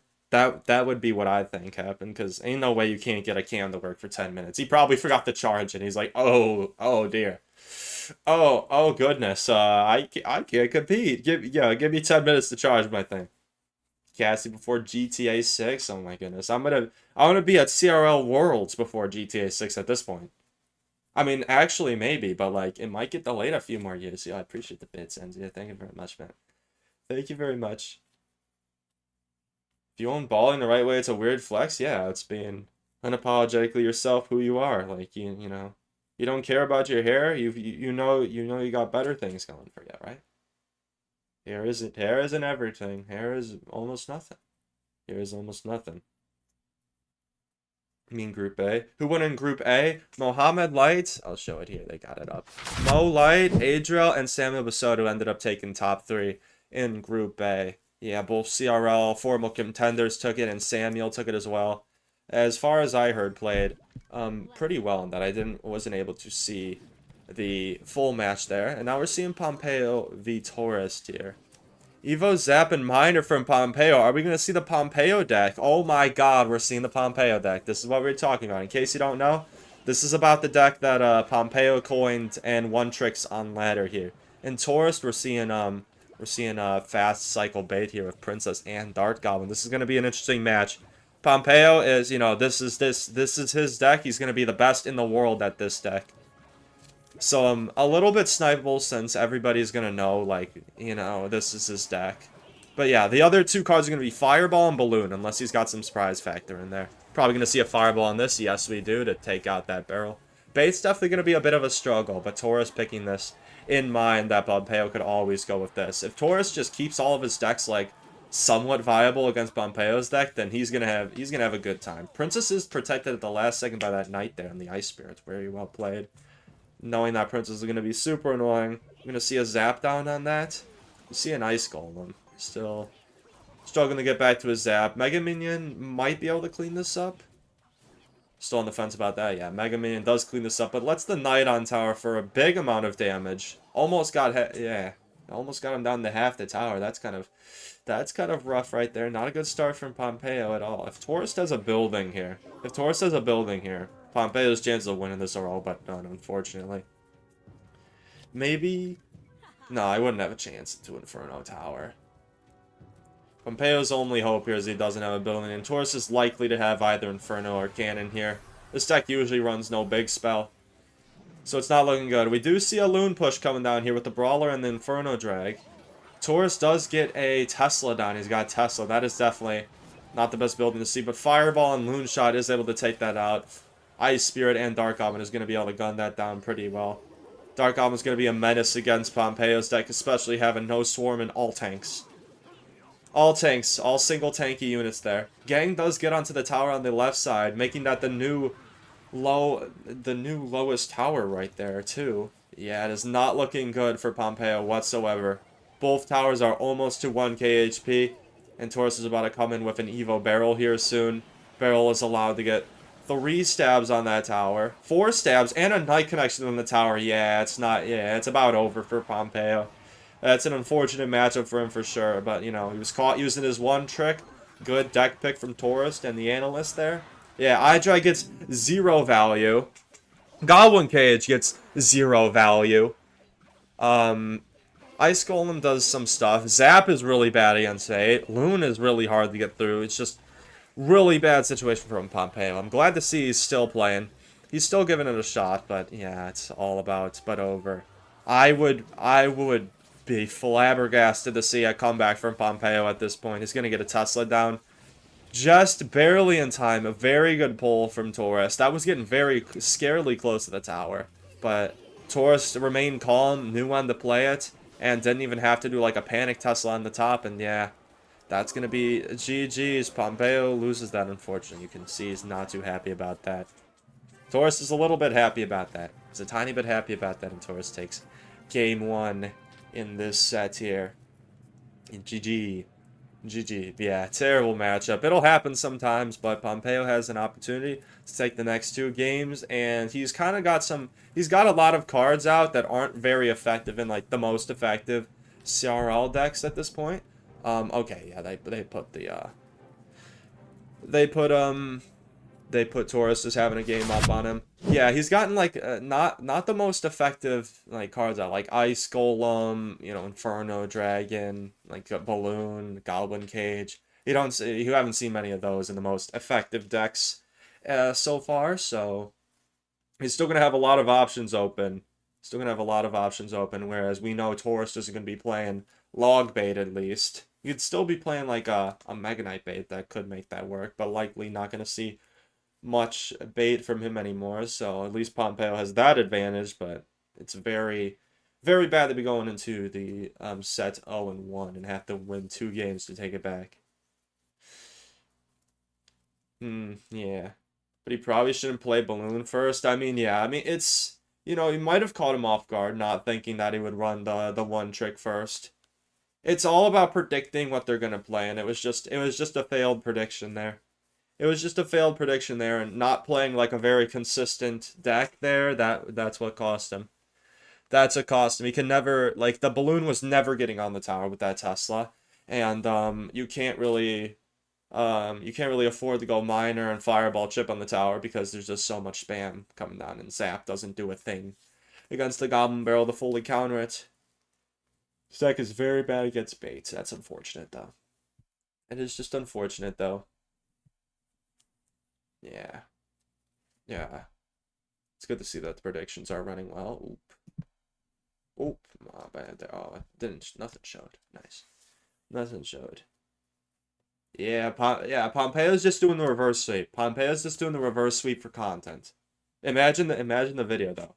The video of reverse sweep in the CRL warmups, that's gonna pop off. That's gonna do numbers. So I see why he's doing it. I see why he's doing it here. We should be into the second game pretty soon here. All the players need a few minutes to, get their decks, talk to their analysts and whatnot. There shouldn't be a massive delay. There shouldn't be a massive delay this time. Yo, what's going on, Valak? We're doing all right. We got some top tier gameplay. Some top tier gameplay we're witnessing right now. Yeah, in case anybody's tuning in from Group A, if you missed it, Mo Light, Adriel, and Samuel Basoto are the top three. Moving on to the CRL warm-up finals in 2 weeks from now, and we're gonna see who the top three are. To see the top three are in Group B. And then Group C and D, I'll be casting Group D next, not next, well, today's Sunday, so Sunday. The Sunday in a week. And, so yeah, make sure to tune in for Group D, and then Invader is the main caster, English caster for this. He should be casting Group C and D as well, so make sure to catch him live if you don't want to miss that. You talk too much? You chat too much. Alright? Alright? Yeah, W gameplay is expected, and W gameplay we are getting. That is about probably the worst match I've seen today, just because it was such a hard counter, that Taurus pick. So yeah, we kind of all knew where that was going. Very little upset potential in that game. But that's about like the worst game we've seen, and there was still high caliber gameplay for sure. I didn't even know that, AC. So no, it was not. The guy charged iPad. Yes, he did plug in his iPad. I'm extremely proud. of them for that. I mean, maybe not. Who knows? Maybe he just switched out the devices. All right. We are into the second game of the set here. Okay. Caster started a little late. Come on. It switched over at 30 seconds in. I promise this is not my fault. I'm not tuning in late. It's whoever's controlling this iPad, dog. Okay, we see Lava Miner from Taurus. Lava Miner, is this about to be Goblin Curse? Is this about to be the Goblin Curse deck, or just like OG Lava Miner? I'm interested to see. Pompeo running some Mega Knight Bait Swarm. Okay, Skeleton Dragons kind of clues me in that it's probably going to be just a plain old average Miner cycle. But that Boss Bandit and Mega Knight almost takes out the tower there. All but takes out the tower there. Pompeo's definitely going to need to get a little more damage there to take that tower, but huge lava. Oh, the death of the lava allowed all these support units to get on the tower. We see a miner and some bars and some Skellygies in tower, and it's looking like almost trading towers here. That tower might go down. Yeah, 13 HP, and it goes down there. So almost a tower trade. It would be nice if nice for Pompeo if he was able to get on the tower here for some damage, but wall breakers do not break through here. Pompeo probably either has Miner or another small spell, if I had to guess.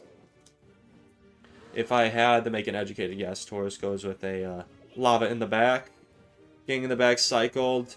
Pompeo is lucky that he chose the Musketeer here, especially the Evo Musketeer, because that's going to be a good response for air. Pompeo definitely having an air deck in mind since his main balloon deck was out. Good job on him and his analyst part, picking a deck with a lot of air counters, but will it be okay? He does have Curse. He does have Curse Zap, and that just literally wins Taurus the game. I expected it to be like with the barbs and the skeleton dragons to be like, wow, to be like an OG miner cycle, but we do see the Curse, and yeah, Curse is like that. Pompeo just plays the Evo Must for funsies, but if Curse gets value against you, it gets value. My goodness, that was insane to see. And Taurus takes this set 2-0. Pompeo in a very bad spot in the lineup. I'll switch over once they show the scores here. It's just showing the groups right now. Yeah, crazy wipe, crazy sweep. 2 terrible matches for Pompeo. He just kind of got screwed there. But it'll happen. It is what it is. consistency is rewarded in CRL, not just not just a few games. These players had to play up, win a lot of games to get here, and they got to win a lot of games to qualify for the next event. It's not completely down to unlucky matchups like that, but you know, it's a shame. It's a shame that Pompeo goes out to It's a shame that Pompeo goes out to something like that. I'd win if I was there. Yeah, Stin wins though. Stin wins that. Stin would recognize that he had curse. I do agree. Stin for CRL 2025. You've got the next qualifiers, dude. You got the next quals. You know, pros, so you could cast his games. I mean, yeah, it's a good social media strategy. That's a good that's a good content creator strategy right there. He is definitely a very good player. Fun fact, Pompeo was actually the runner-up. Paddy, an Iranian player, was actually supposed to play, but I don't know exactly why, but due to Iranian sanctions, he was disqualified from the event. So Pompeo lost to Hadi, but since he was the runner-up to that, he was put in the event, and unfortunately not doing too good in that as well. But you know, he got some bad matchups there. I know nothing about the whole situation with that, and if I did, I wouldn't really talk about it either. You know, I'm not trying to bring stuff like that up, but I have no idea about it. And here we got the current lineups: Pompeo and EGW in last. Ta kind of clawing his way up, might find his way into the top 3 here. And Asaf, getting ahead of Riley. Well, Riley and Asaf are tied right now, but they ranked Asaf above Riley here. They need some tiebreaker when all the stats are the same, and I assume the most recent win is going to be the tiebreaker there. Or probably the tiebreaker is their games against each other, if I had to guess. Not entirely sure. I don't think that was in the... I'd have to really read through the rule set there. It's a whole lot of writing. But yeah, Asaf has taken the lead over Riley. Did not expect to see that. Riley had a huge lead on everyone. What's going on, Doc? Hello. Suck told you to stay professional. Yes, I did. And I also told you to snipe the raid, bro. So you better do that. You better do that. Next subathon? Wait, what should we do next subathon? Did About sneak on? Who was About? You mean Asaf? Asaf qualified in the CRL warm-up qualifiers, and he's been doing really well. We didn't get to see some of his games, but he went 2-0 against Riley, who was formerly #1 in this bracket here.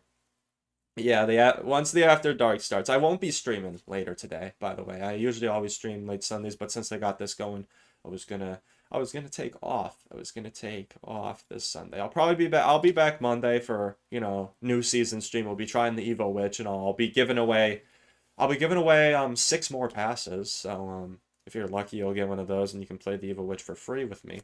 What's going on, Dobby? What's going on, Davey? You better get that stream booted up, though, Doc. I don't care if it's a Sunday. I don't care if soccer is going on. You better get it booted up. When do I stream? Usually late nights. Around 8 p.m. CST to like 10 p.m. CST is when I start. Saturday, Sundays, almost always. And then just assorted days throughout the week. Okay, and we are in Ta versus Pompeo here. Pompeo has a chance to come back here, but Ta, even though he is not in the top 3 right now, is definitely a formidable opponent. Former CRL contender last year, and we get to see... Ta is just showing off his hair right now. Asaf might be a little bit jealous. I don't know if that's mind games right there. I don't know if that's intimidation factor, but if it is, it's working pretty well. And we are going to be seeing Fast Cycle Bait from Pompeo here versus Fast Cycle Evo Snowball Drill. So definitely going to be a very micro-oriented match here.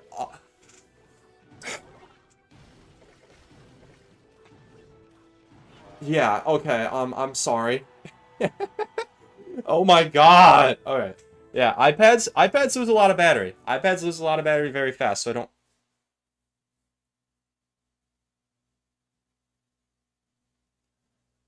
Okay, so I can only assume it's about it's a stalemate of a match. I'm gonna just go out. Okay, there we go. So yeah, I was right. I was right in my assumption that neither side has really gotten much damage. So we missed nothing. We missed nothing. Pantella Externa. Okay, we got the Pantella Externa connected. Bro had to probably switch devices. I think he's burned through 2 iPads so far. Two uncharged iPads. Oh my god. Alright, we got the Dark Goblin. Got the Dark Goblin coming down, blocked by the Spirit Goblins. Doesn't get any shots in the Mighty Miner. Going to be able to keep it alive unless a lane swap happens here. Pompeo does opt the lane swap so that Mighty Miner doesn't go down to the Ice Spirit as well.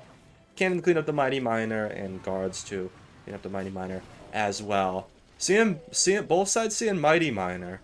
Mighty Miner is definitely a fun, interesting card that you can do a lot with. It's mainly, of course, used for the 3-card cycle. Has a huge pool of health, so stays alive very long, and it's a good tank as well. Evo Snowball comes down on the barrel there. Evo Snowball is like kind of harder to hit the full health, like the full counter on the barrel than regular Snowball. So that's an unfortunate use case of the Evo Snowball, but it was necessary for Ta in that moment. Regular Snowball does come down to clean that up, able to get right back to it. Super fast cycle from both sides having their 3-card cycle activated. Probably going to see another barrel come down from Pompeo very soon. He's already got it back in cycle. Opting to defend that one Spirit Goblin. Okay, yeah, we do see an Evo barrel coming down on both sides. Not going to do too much damage on the right, but is let alone there. Right side tower is the new low side tower for Ta here. And still very much a stalemate. Pompeo does drop the rocket. Ta with the lane switch to avoid the rocket hitting, but that does get 1 elixir out of him. But he is pushing. Ta is pushing into the weak side tower now with a drill. Snowball definitely going to be coming down to go with this, or just lets it go, knowing the log and the Mighty Miner will finish it off. But gets a good poison there. Guaranteed 200 damage on the tower. That is invaluable, especially at this stage, especially with the rockets coming down. Rocket is very well placed to activate that Tesla and get it down to threaten the Dark Goblin on the tower. Dark Goblin does get on tower, and that's also going to allow a Goblin to chip, even with that Snowball. And huge damage for Pompeo. It looks like he's coming back here. Looks like he's coming back here. I can tell from Tosh shaking that he is, he is not taking this very well. We see another poison drill here. Are we going to see an Evo Snowball come down with this? No. Just the log is going to clean it up enough. Ta understands that, and he's not going to waste his elixir there. Barrel is full defended, though, by that Tesla. Good Tesla shot getting off at the last second. Is that Dark Goblin? Okay, yeah. Dark Goblin does go down to the guards. Luckily for Ta, the Evo Dark Goblin, if it gets on tower, has a whole lot of poison damage. Mighty Miner lane swap to try to kill the barrel, but it still gets a whole lot of damage. Rocket comes down. That is just 2 rockets away, plus a log from taking the win here. So Ta's got to make something happen. He's got to make something happen now. He's got to make it happen with the Evo Snowball. It does come down. Drill is able to connect to the tower. Log comes down early to deal with the first Goblin, and that is a whole lot of damage. Another Drill comes down immediately. Mighty Miner lane swap gets the swap bomb on the tower, and poison is chipping away. It's a lot closer game than it was, but that is 1 rocket, and 1 more rocket is going to seal the deal. If Ta needs to somehow get a whole lot of drill damage, and 10 seconds left, that's not happening. Ta knows it's over. Pompeo with the win there. He needed that win desperately to stay in this. And GG's. GG's, that was a nice game for the part we got to watch of it. Keep dropping my stim toys. Ugh. Alright. Yeah, huge. Yeah, it wasn't happening. It wasn't happening. The rocket cycle was what did it most. But the bait spam for Pompeo was also huge. He was able to get Ta in a lot of bad cycles, especially having only Snowball for the barrel. And then wanting to use he had to make him use the Snowball on defense a lot, which is suboptimal for a drill Snowball deck, because he wanted to be using the Snowball on offense to get extra damage. So Ta had to opt for a lot of poison drills, which, besides the poison damage and the drill spawn damage, didn't really get on tower that much. And whenever he used the Snowball on offense, he was lacking on defense. And Pompeo responded with a lot of bait spam and was able to play the cards, sequenced them super well so that the barrel got a few chip shots even when Snowball was played on defense. And the Dark Goblin got through for a few as well, and was required a lot of elixir out of Ta to defend those. So yeah, very well played match from both of those, but Pompeo definitely knew what he was doing and had the edge there. I don't know if there's a prediction going on for this one.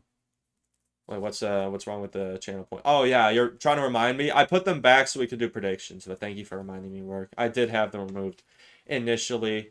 And how's it going? Holy yap, it's what I do best. It's about the only thing I got going for me, so we're gonna use it. We're gonna capitalize on it, you know? Alright, we are back in the game 2 of this set. We actually get into the match at a decent time. No way, Pompeo's running his deck back again, and Ta's got bait again. Oh, He that little sad smirk from Pompeo. He's so disappointed. Oh, Ta hit him with the exact same thing. That's rough. That's rough. Ooh, yeah, that's unfortunate. Yeah, it's the same exact matchup. Same exact matchup from before. That's so unfortunate. Pompeo's just got so many dead cards. I was to go for the cage to suck in one of those goblins there. That is definitely a desperation play and a half there. Oh, man. Yeah, Pompeo got a... it's been an interesting run for Pompeo. Pompeo got lucky with Hattie being disqualified and him getting into the tournament last second, but he's kind of getting really bad matchups here. Yeah, I guess it's not a smart play to go with your one trick, because people are going to have that in mind. Your opponents are going to have that in mind 100%. It's good. It's very good to be unpredictable with your deck choice. Unpredictable and safe. That's what you want to go for, and Pompeo's hitting neither of those categories with this deck pick here. Oh yeah, that's a double lane Evo barrel push.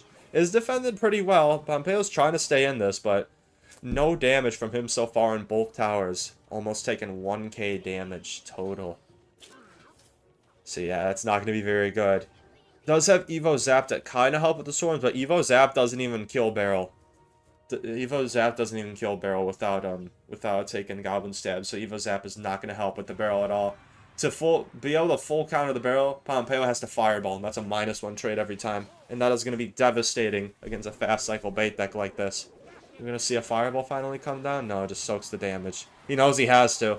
He knows he has to just soak this damage and somehow build a massive balloon push. That is a huge 2 for 6 value on that Evo Zap there. He might be able to get something done now.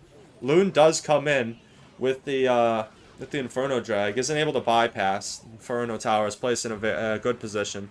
And Ta even has Inferno Tower to even better counter the balloon there, which is so unfortunate. He can't really opt to zap the Inferno Tower unless it's like a last-ditch attempt at getting on the tower because he's got to save the zap for the swarms. But yeah, it's very... I really don't see him winning this. This is definitely impossible. He has to... Inferno Drag's such a dead card that he just sacks it. He just sacks it to soak the Inferno Tower. And Inferno Tower has so much health, it doesn't even go down to that Loon shot at half health. And there we go. Another Evo Barrel coming down. Both sides are going to take massive damage here. Not too much damage. Pompeo's doing pretty well defending, but against a world-class player like Ta, it's not looking good. Pompeo, fun fact, has still yet to get any damage on the tower. Both of okay, nope, there we go. There that goes. But I don't think that 49 damage from one miner shot is really gonna be the difference maker here. Ice Golem does come down to tank for that barrel pretty well. Pompeo's seeing where the barrel's gonna land.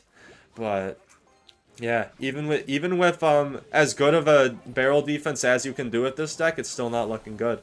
Evo Zap has come out on the Dart Goblin, and that Inferno Tower is gonna still take the whole Loon. Well, almost the whole Loon, and then Princess finishes it off.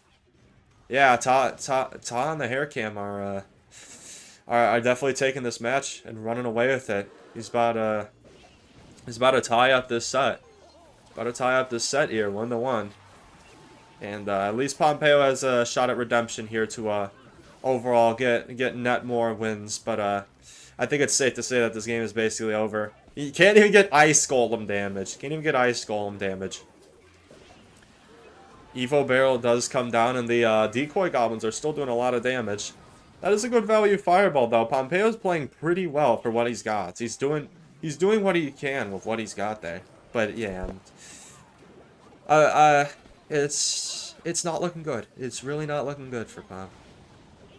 I mean, Loon is full health and getting towards the tower. Hold on, does toss cycle back to Inferno Tower in time? Loon does get a shot on the tower. Miner does snipe that. That's not going to be enough to take him into the damage lead, but another Loon comes down. I mean, Pompeo did get a very well played connection there into the Inferno Tower, but it's just not enough. It's just not enough. At least it wasn't a complete blowout of a match. At least Pompeo got some damage to his name, but he still would have needed one more Loon hit to take that, and that wasn't happening anytime soon here, unfortunately. What's going on, Shadow? Almost sold, but yeah, not quite. Not quite. Ta had plenty of counters for Air Princess, Dart Goblin, Inferno.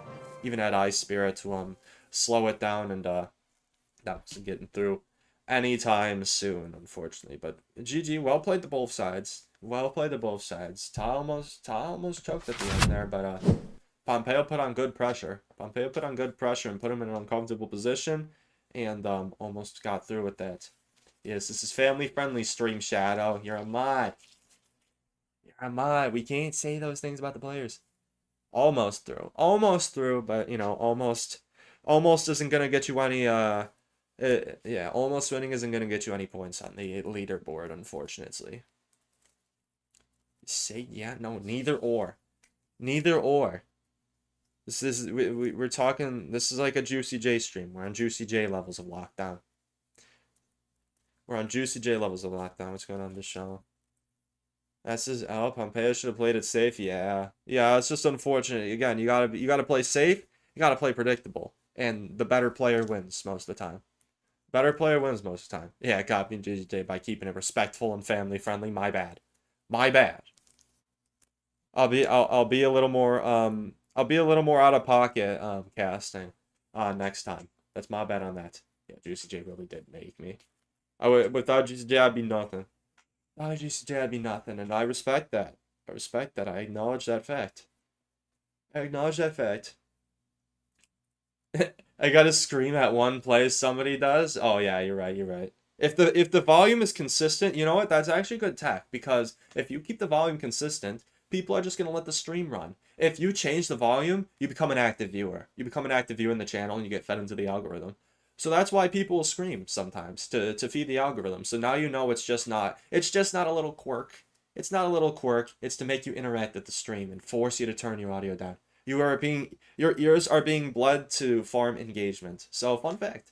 Fun fact. Fun fact there. Gotta go to your real job. I gotta go to my real job soon too. Hopefully they'll be wrapping up soon, because I told boss that I'd be a little late today. Not more than an hour late. So hopefully this doesn't go 2 hours longer. But there's been a few notable delays so far, and almost all the games have gone to overtime. So yeah, this is definitely taking a little long here. As your real job, well, I'm only doing a weekend job. I have school and I'm working a weekend job right now at the Birdseed store. Out of all the places I could work, I'm working at Birdseed and Hardware store for people who like to feed their birds, which I am one of them, I guess. I'm one of them, I guess. I'm not going to go through the sales pitch.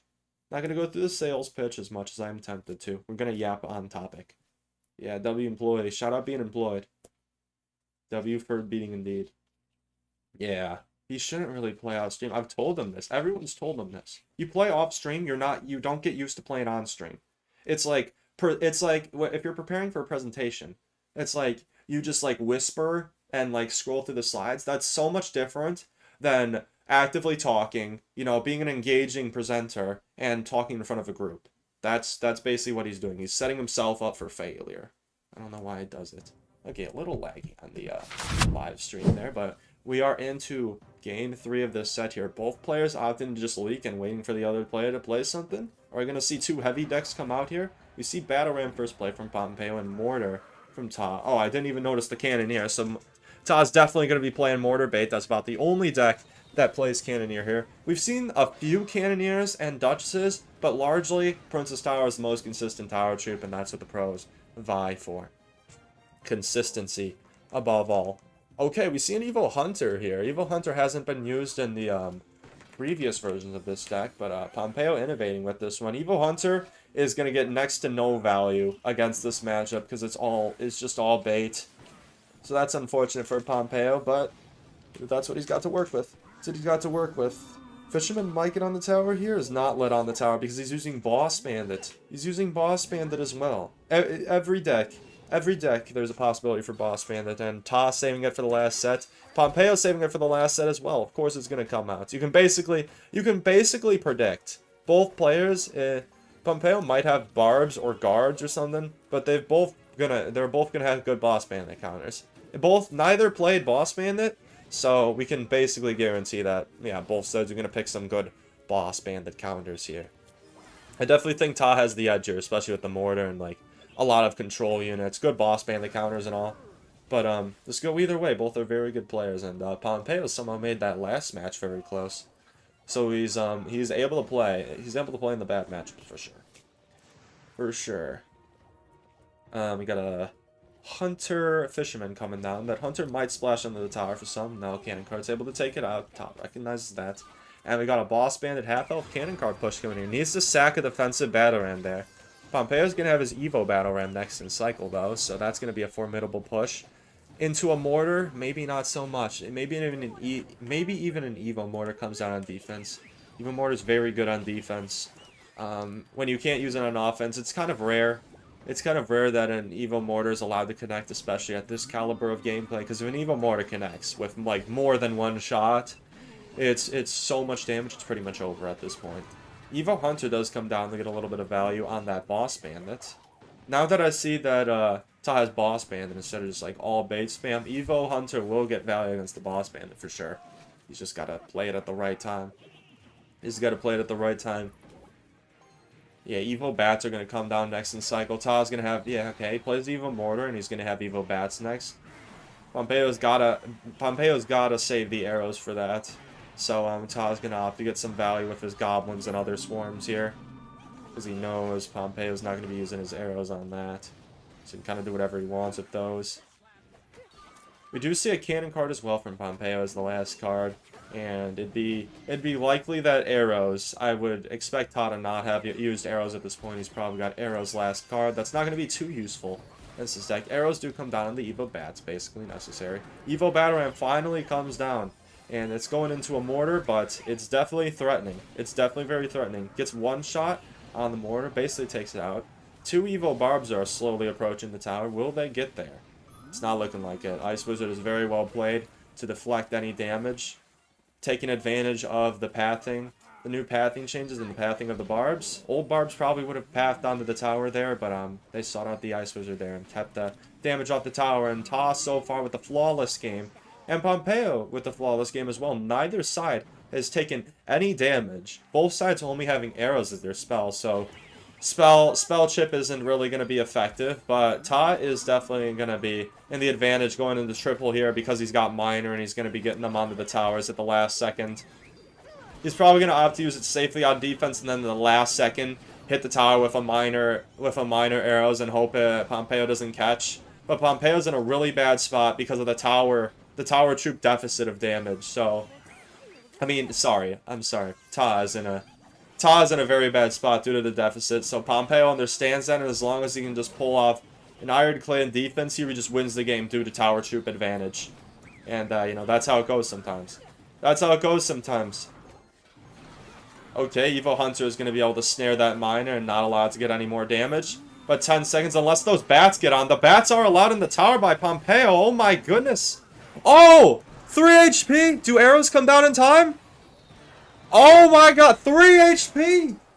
I got to witness that. Not down to 3 HP now, but 3 HP! Those Bats are allowed on tower. Pompeo unfortunately choked there and lost by 3 HP. Oh my goodness. With the tower troop advantage, that is definitely not a good sight to see. Jeez. Ta definitely happy about that. I don't know how those Bats are allowed on tower. All I need is anything to tank for those. But there was good pressure on the left side. Kind of forcing a lot of elixir out of them. It was 84. Okay, well, he let a few other Bats chip on the tower because he knew it was over. But, like, it was a 3 HP differential that won him the game. His tower was placed. Oh my god. Don't make me rewind the footage. I will. Don't try me. Here. There. See, this is the moment I was talking about. He just let Bats in the tower because he knew it was over. Both sides had arrow cycle. 26-16, 26-13. That's what I was talking about, alright?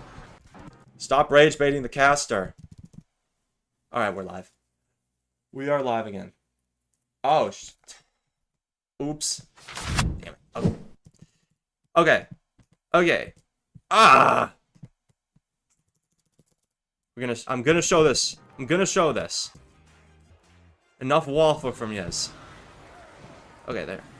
Yeah, 26-16. Pompeo hasn't had any damage on the tower. 26-13 is taken out by the Bats. It's 4 seconds left. Pompeo knows it's over. So yeah, He just lets those bats connect at the end. Yeah, see, a bat got one shot there, but it was 3 HP. It's 3 HP, alright? I'm right. You're wrong. Oh my god, he only made us a little... We missed like 3 seconds of the Taurus game. We're seeing Berserker and Miner here. It's interesting to see people playing Berserker. It does definitely fit its role as a cycle card and like a mini tank. So, especially after the buff. Ooh, neither players have their cans up. Neither players have the cans up. ASAF opting for, you know, very safe deck. We've seen a lot of Drill Evo Snowball. Not too diverse of a meta for these competitive games I'm seeing from the, especially in the late moments. People just trying to play very consistent decks. But Taurus has whipped out something interesting. Taurus is playing some interesting, unpredictable decks, and he's been doing very well with them. He's been doing very well with them. We do see a draw on the tower, which Taurus got in response. A Valk there, too. Alright, he's got a little 3 mini tanks. And a little 3 mini tanks. Yeah, a little bit of interesting mortar on defense. But it's all the cycle to the Evo. And we see a Goblin Demolisher from ASAP. That's a little bit of a surprise factor there. Oh, the Goblin Demolisher knocks the Valk back to the tower and forces out an Ice Spirits. That's an unfortunate interaction. A little bit of a mistake. ASAP could have played that better, but... You know, it's not too big of a deal, especially in single elixir here. We see an offensive mortar from Taurus here. Tesla is going to be able to clean that up. Doesn't catch it with something else, so both of those buildings are just going to cancel out here. Yeah, the Berserker, especially with these dual sets, like Berserkers are the most effective 2 elixir card. You know, Goblins is a lot better in most situations. But, okay, we see an Evo Snowball come down. Interesting Ice Spirit interaction. You can actually fairly consistently combo the Ice Spirit and Evo Snowball. Like, if the Ice Spirit jumps right as stuff is getting rolled up, the Evo Snowball will freeze and slow down units. And that just keeps it off the drill so much longer. And that got ASF so much damage there, understanding that he could do that interaction. Firecracker does come down as the last card. But Valkyrie is snowballed away. One of those goblins miraculously survives, and ASAP has got that tower down. Taurus is going to need a huge comeback here to take this. Mighty Miner does come down to block the mortar, and Evo Tesla is going to be able to pick that off across the river. Poison comes down to take the last 12 HP. ASAP wanting to save the snowball for defense. It definitely has a lot more defensive potential at this point. Fireball Desperation.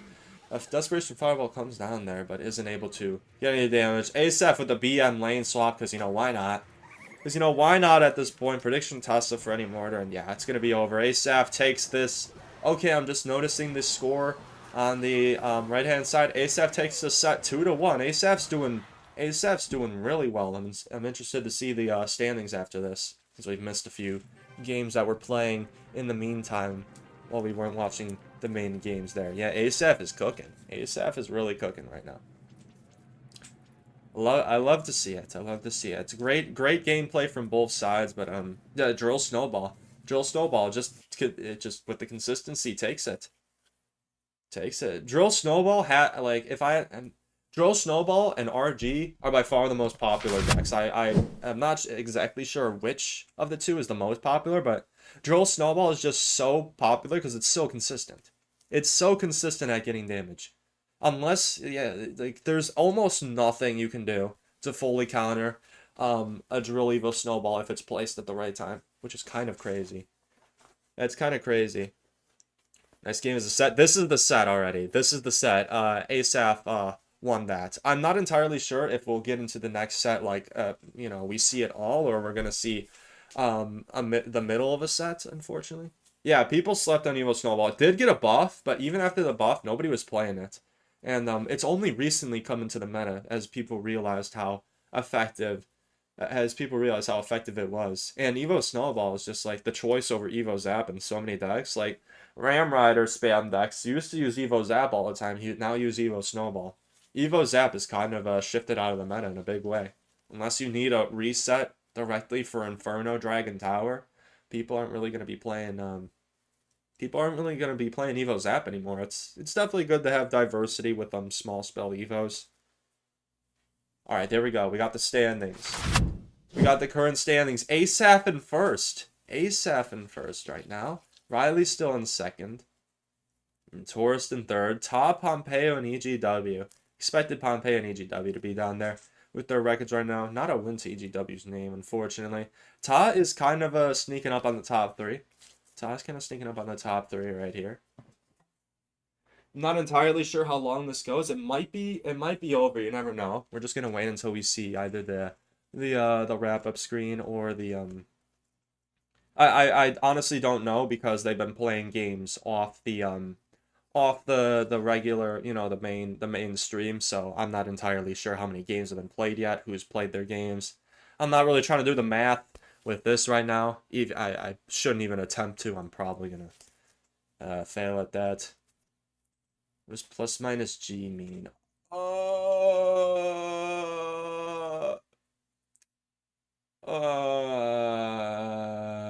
Hey Siri. Yeah, I'm not gonna lie to you. I honestly don't know. Um, Games one. Are you sure? That's what V is. I'm pretty sure. Yeah, that's what V is. Games one wouldn't be negative. Games one wouldn't be negative. I'm actually gonna search that up real quick. Because I don't know. Okay, yeah, we got the schedule here too. I'll mention this. Group C and D are gonna be next week, and then the next weekend and the weekend after that is the top 12. That's where it's really gonna go down in the double elimination bracket, and that's when the real prizes are gonna come out.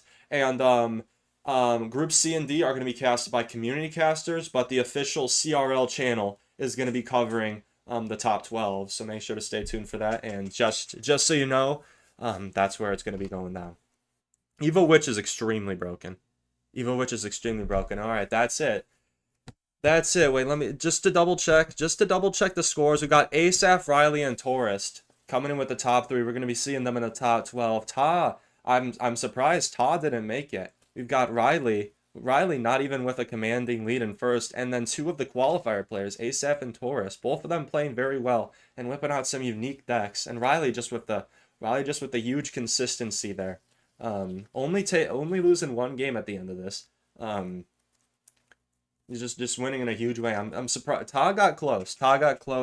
Had the same wins and losses, but tiebreaker, Tourist ended up getting it. So yep. There's the schedule. I won't be casting Group C. If you want to tune in for that, go to Invader. I'm pretty sure he's casting all 4 days, and I'll be back for Group D next Sunday morning. I appreciate everybody coming out to chill with me, and we will drop somebody a raid, and I'm not even going to be late to work. Even with all those delays. Even with all those very interesting delays in the cast. We don't see any delays. All right, who's live right now? Yes, it just did end. I will post the VOD immediately. I've got time. I will post the VOD if you want to look back into any of this gameplay. And what the heck? This has got to be wrong. Who's live right now?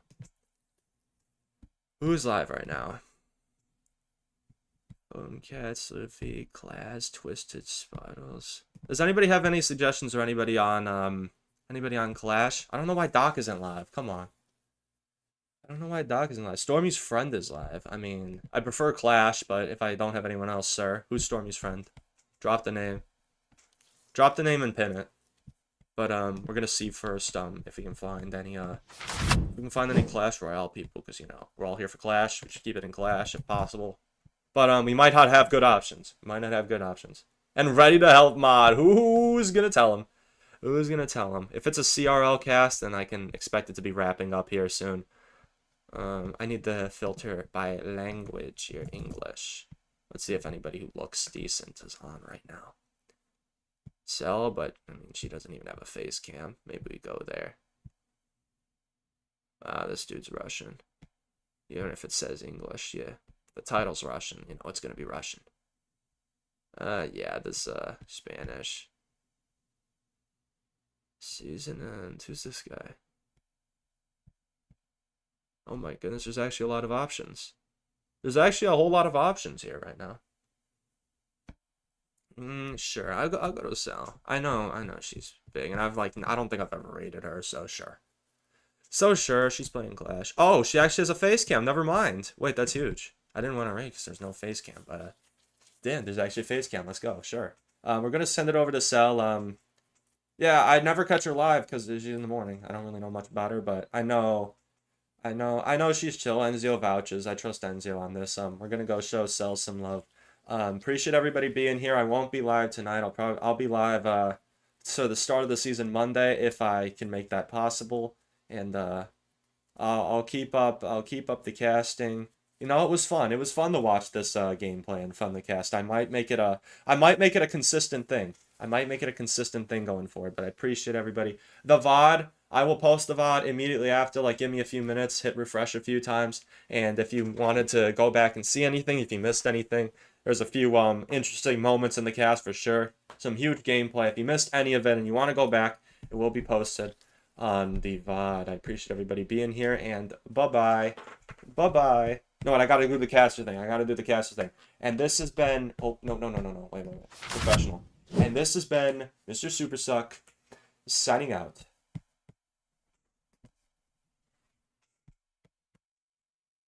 Oh, shit, the YouTube. Oh, if anybody's chilling on there, I appreciate you showing up, and bye-bye.